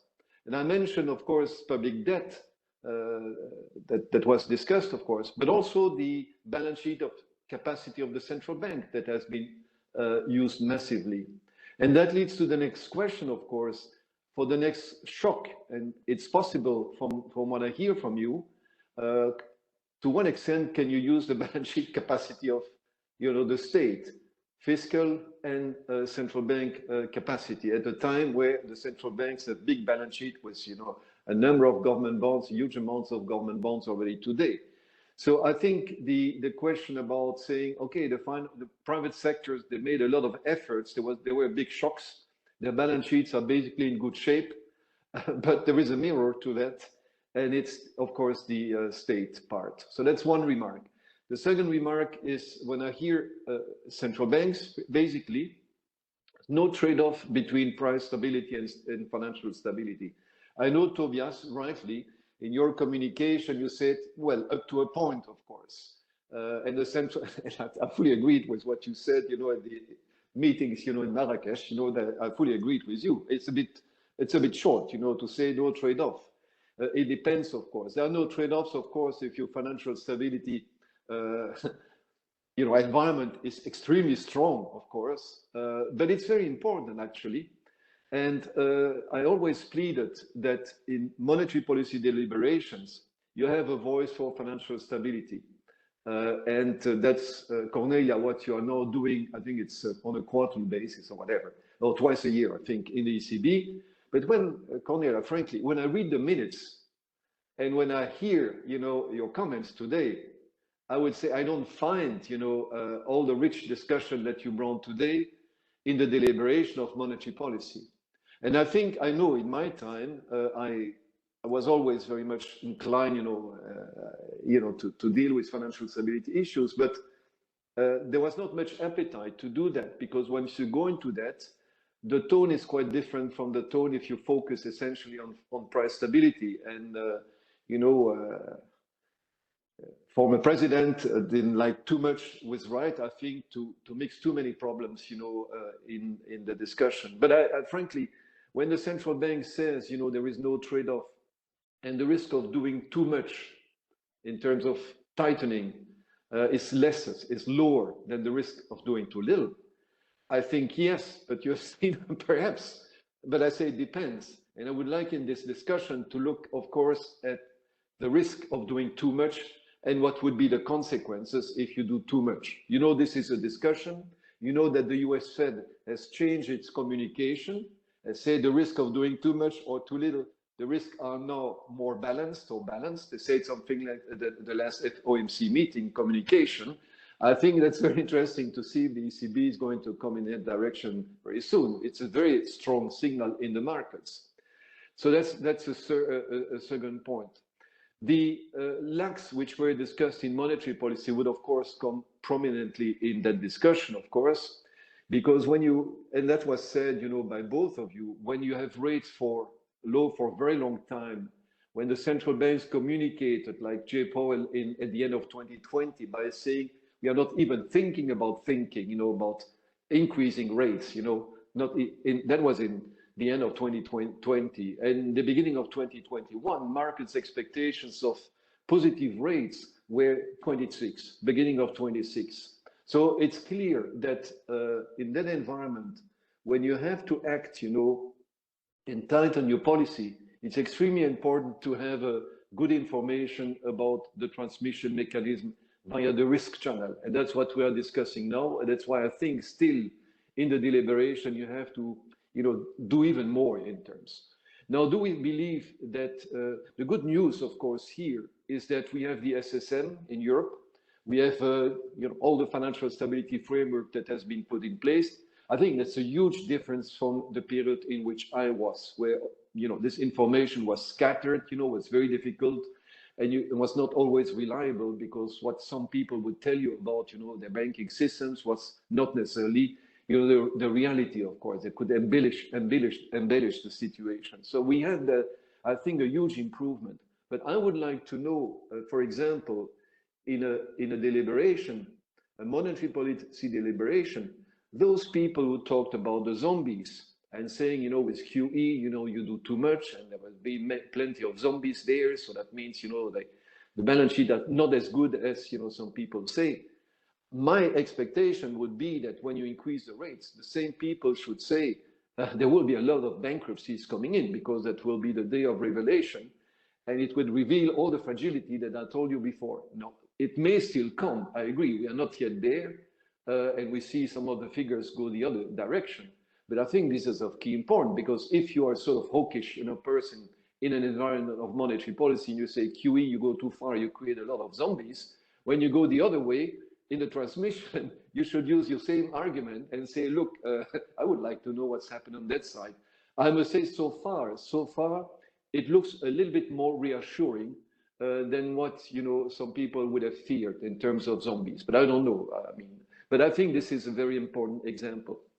The next point I have is, I think, an extremely important one. It's all what is related to the amplification mechanism. And this is a little bit what is missing for good reasons. Tobias in particular, I know you know these issues, Cornelia as well, by the way. But Tobias, you know these issues very well, is the amplification mechanism. And I think this is a bit missing, because when you talk about equity prices, frankly, you see the prices are still elevated, there may be further corrections. Personally, I don't care. I know there will be wealth effects, but for me, it's not a big financial stability issues. But with one caveat.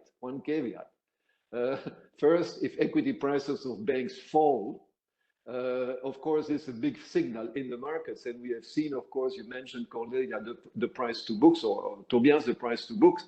I mean, markets look at these things. And so it is important, equity prices, not because of the wealth effect they may create, but as a channel, an information channel that may destabilize, amplify, some of the things we discussed today. Another example, but there are many examples, but another example about the importance of equity prices is what we call hidden or opaque leverage, archegos. Archegos, they were playing, on equity, and there was a counterparty, of course, with of a total return swap. I don't have to give any advice, but I think in financial stability presentations, in macroprudential presentation, it is absolutely key to try to give some room to these amplification mechanisms as these examples. I know in particular, Tobias, you did it very often, and we have that in the FSB when it's very well documented what happened, in the dash for cash or in the Archegos story, or in Credit Suisse, or it polluted Credit Suisse. But I think in the public communication, it is very important to see what are these amplification mechanisms. Then I go to the last point, which is in the amplification mechanism. There are basically two things that can contain the amplification mechanism. And I would say it's a little bit exposed, when things go bad. But what are the backstops? What are the backstops there? And Tobias, you mentioned that in the last slide. They are sort of exposed, but of course they influence ex ante the behavior. If you know there is a backstop, you may behave differently, of course. And then I have two points, and then I stop with that. The first point is, liquidity stresses. What are the backstops if there are liquidity stresses? There are basically two sorts of liquidity stress.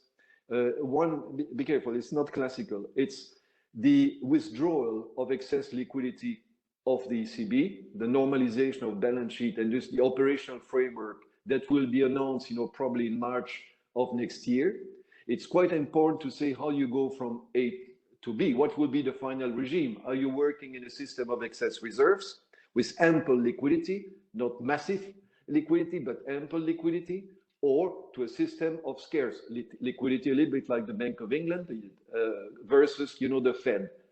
I think when you have the B, the destination point, it's very, very important, because this regime of liquidity scarcity ex ante has huge implication, of course, on the situation today and the expectations of banks today when you go to that final regime, of course. So that has to be managed very carefully.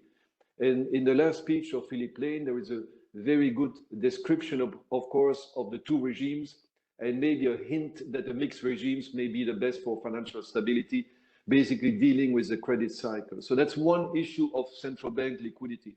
And the other is more of central banking is, of course, the lender of last resort and the market maker of last resort. So stability QE, how do you intervene in the markets?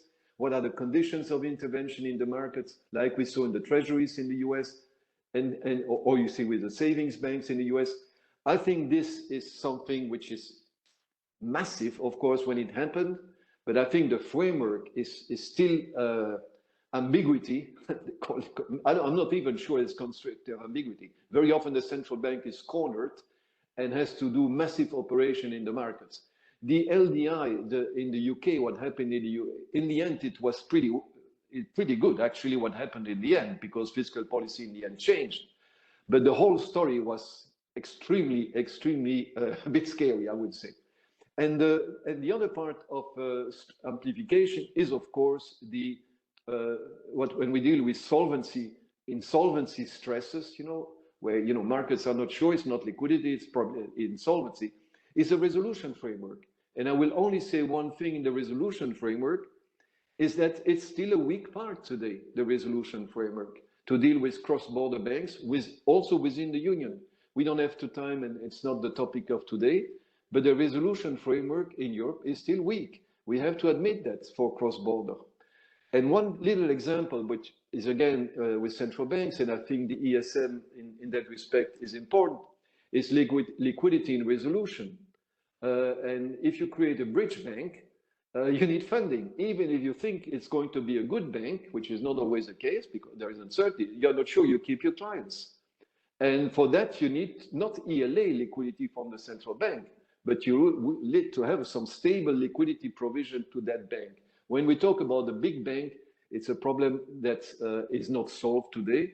And the central bank doesn't want even to talk about this. There is only one speech from the ECB from Yves Mersch, which was very, very reluctant in this sort of question, saying that the central bank should provide liquidity to a bank in resolution with a backstop from the government, because that will be a promise. And that's contrary to the treaty according to Yves. So I think that seems now far away, of course. But as you know, in financial stability, we have to think about the unthinkable. And what we have seen with Credit Suisse and what happened, that was unthinkable.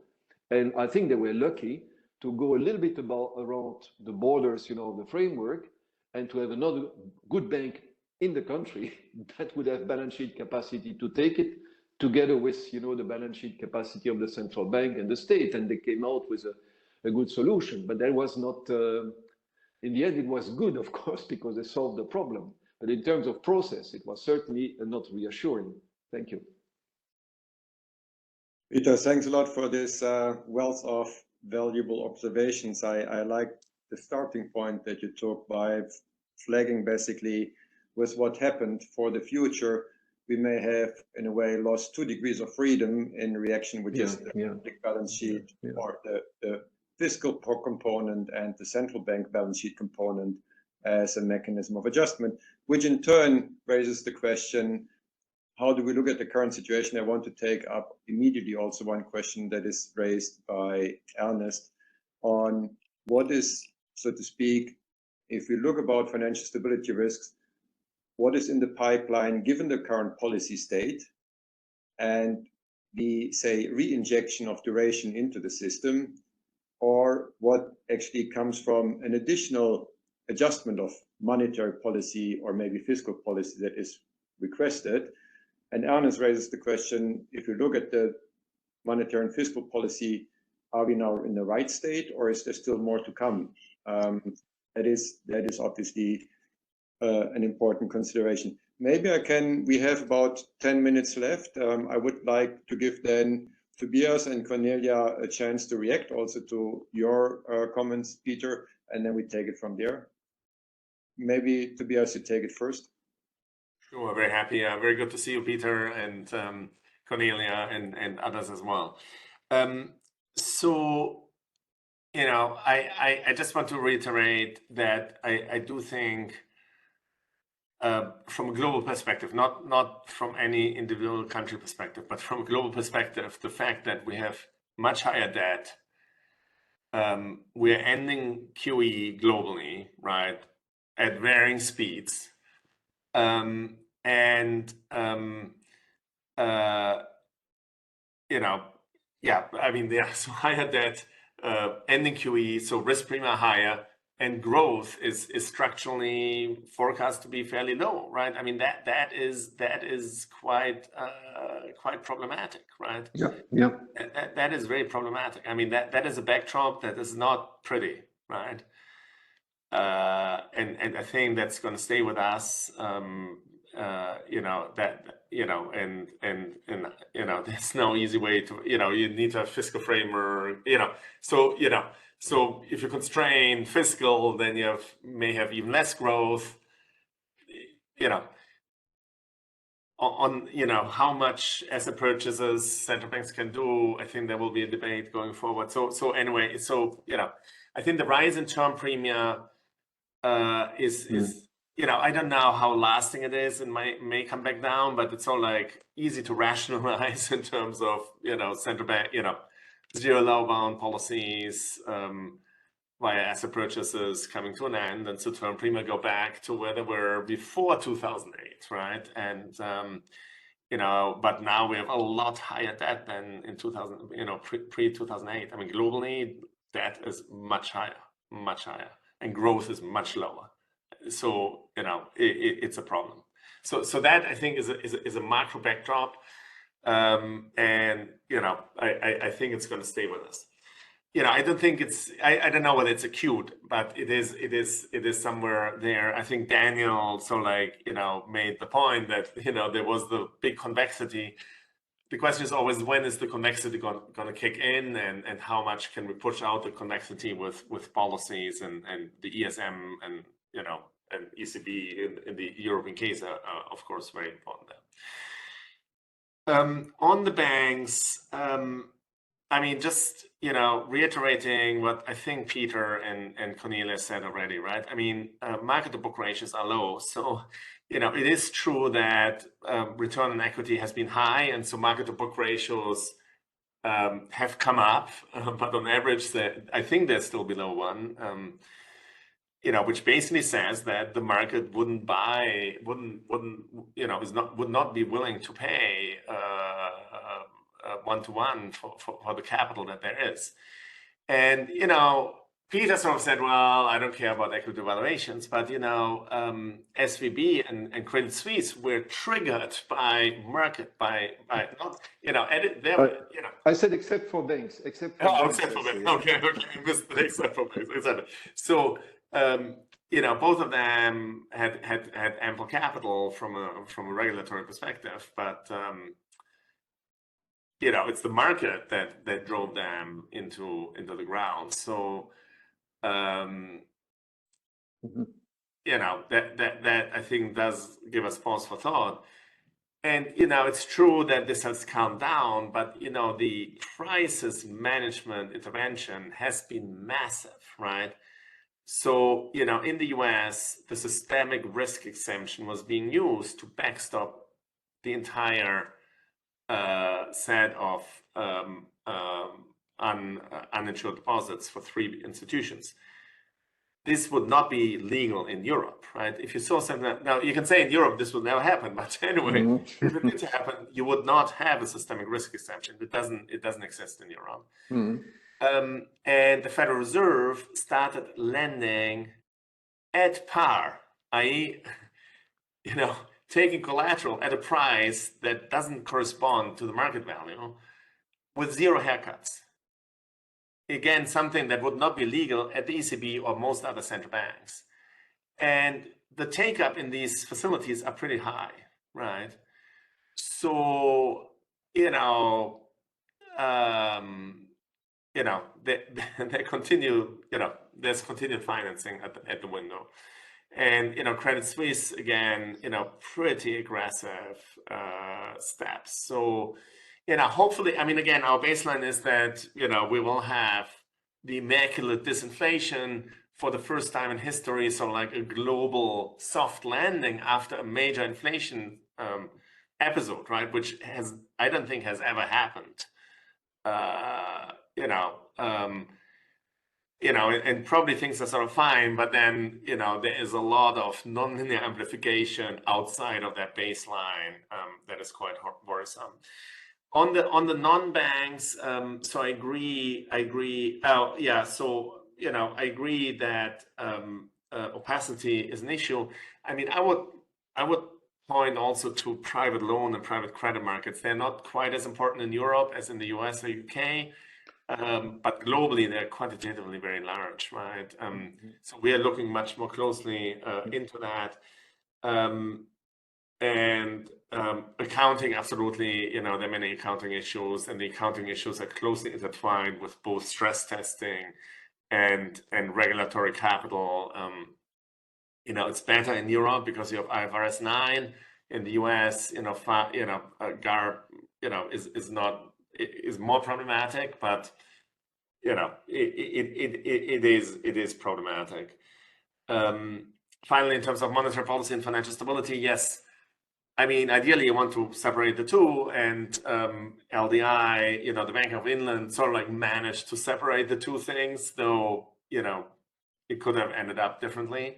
Yes. I think in Europe you didn't need it, for now, but at some point, if inflation turned out to be more persistent, there's another inflation shock due to geopolitical developments or so, central banks may have to tighten much more. There could be more institutions in distress. Then, you would not only have an interest rate shift, but also a solvency problem, right? I mean, you can easily think of sort of like downside risks that could have a lot of non-linearity, and where, in an environment of high inflation, easing liquidity without, severe trade-offs is hard to imagine. Stop here. Thank you very much, Tobias. Cornelia, we are kind of officially approaching the end of the event, but so I would appreciate if you could keep it contained. At the same time, there was a question specifically raised for you, and that is the commercial real estate sector in Europe and what we see there. So if you could have a short answer, and if you want to address that point as well, would be appreciated. Thank you. Great. So thanks very much. So I mean, thanks very much, Peter. You raised so many good issues that I didn't have the time now really to dwell upon. I mean, for instance, the non-banks and the amplification potential. No, in terms in case we see adverse developments, I'm fully with you. I was short on that now, but it's something that we are looking into also quite closely, and I'm really happy that now also the Financial Stability Board has put it on their agenda to look more at non-banks. I mean, there are working groups that are looking at liquidity preparedness, at the liquidity mismatch in open-ended funds, and also on leverage. And I really think so. Leverage has been a key consideration in some of the episodes that you mentioned, Archegos, the LDI episode in the UK, for instance. So leverage was also an issue, and we still really don't know enough about that market segment. So I hope that we will make some progress and here to learn more, because that's really, it's always lurking in the background. No, I mean, I think if you had asked me earlier this year, I would have said that probably it's from the non-bank side that we will see some turbulence coming, just because we don't know. In the end, it turned out it came from US American mid-sized banks, but okay, we were all wrong on that one. You mentioned also the operational framework review, and so we are working on this here, and we'll hopefully come with some conclusions in the first half of next year. And financial stability, I completely agree with you that that is really an important aspect, and also a careful communication on that. I mean, if you have a new operational framework, I think the number one consideration is that we want a framework that enables us to steer short-term rates, in order to have a good transmission of monetary policy. But we also have to look at the side effects of the various regimes. What do they mean for financial stability, for the ability of the central bank to step in, to how can we switch from a normal to a crisis framework? So all of these considerations will play a role. And but you mentioned also the transition, and I think there you're fully right. The communication is important to make sure that we have a really a good transition.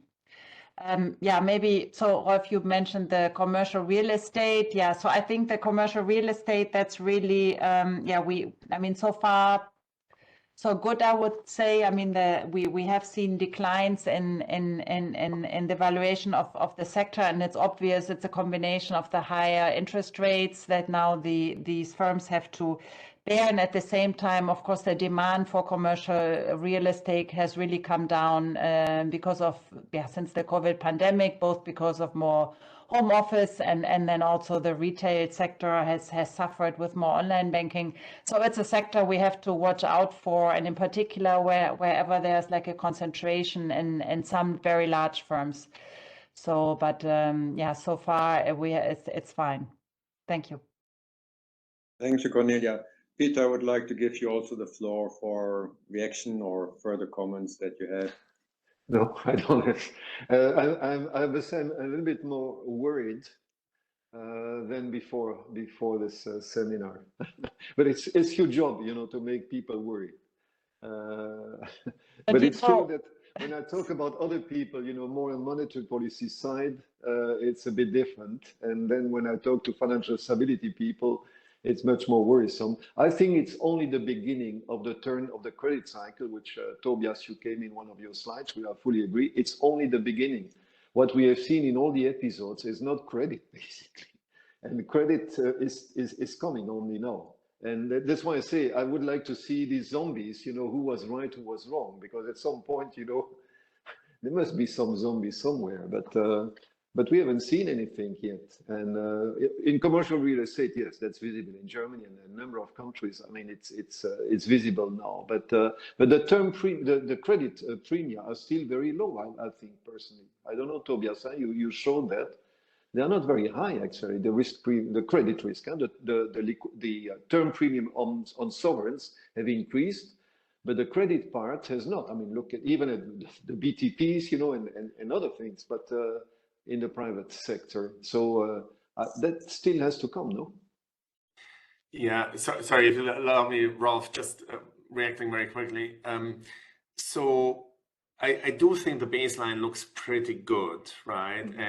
And that is, you know, when markets continue to rally, right? I mean, this morning the payroll in the US was very strong again, right? I mean, inflation in the US came down, and the euro rate it's coming down a little bit more slowly, but still, I think the baseline is one where we may see a soft landing, right? And we haven't seen a soft landing ever, right? I mean, a real soft landing, especially after a global episode of inflation. So that is pretty impressive. But you know, if things go wrong, it is quite precarious. You know, rises of interest rates and then credit losses accumulating. You know, could be, but it is outside of the baseline. So, you know, but yes, it could be very difficult if we're outside of the baseline. So, I mean, maybe that's a good point, and indeed to try to wrap it up from my side. And Ernest, and I will give to also the floor, hand over to you. Just my take of that discussion is, indeed, we have a baseline, and that may work. We all know that some price adjustments are normal and are supposed to happen. And it's then the question, what can move us to the tails? We have heard about kind of structural constraints on that have, among others, to do with growth and the fiscal positions. That is certainly true. We have heard also about the amplification mechanisms that may kick in, where there are still quite some uncertainty around that. And that is risks to be taken very serious. At the same time, I think we have heard also a great deal of the comfort and mitigation that we can take from the measures that were taken based on the past crisis experience in improving the system, making the bank safer, and helping in other areas. And we have also heard about the lessons in the last crisis this spring, that liquidity injection, particularly with a view to liquidity, that massive support can also prevent actually the unfolding of crisis. So there is a good lesson learned from that. And eventually, however, that also leaves open a policy agenda that was discussed in this panel, was discussed in the previous panel, on how we can address these remaining issues. A very short final point on our side, it was mentioned before, it was raised in the question, ESM can contribute to this in this backstop function, also to supporting bank resolution, a question that was raised now. We would double up the resources available to this in banking union, and that obviously is one of the financial backbones that would give more reassurance. I would leave it at that, and thank you all for a wonderful panel and a broad-based, deep and interesting discussion. And with that, maybe hand over to you, Ernest. Thank you very much, Rolf, also for this excellent summary of the workshop. I couldn't do it better. This concludes our ESM SUERF workshop on safeguarding macro and financial stability in a fragile environment. Now, we covered a lot of ground indeed. Thank you very much to our speakers and moderators, to all participants for your interest and for your many questions, to all those involved in the organization, but particularly, and I say this really sincerely, to Rolf, for the excellent and extremely effective and smooth cooperation in setting this up. This was a real pleasure. Have a nice evening. Bye-bye and take care. Thank you all very much. Goodbye. Bye-bye. Bye-bye.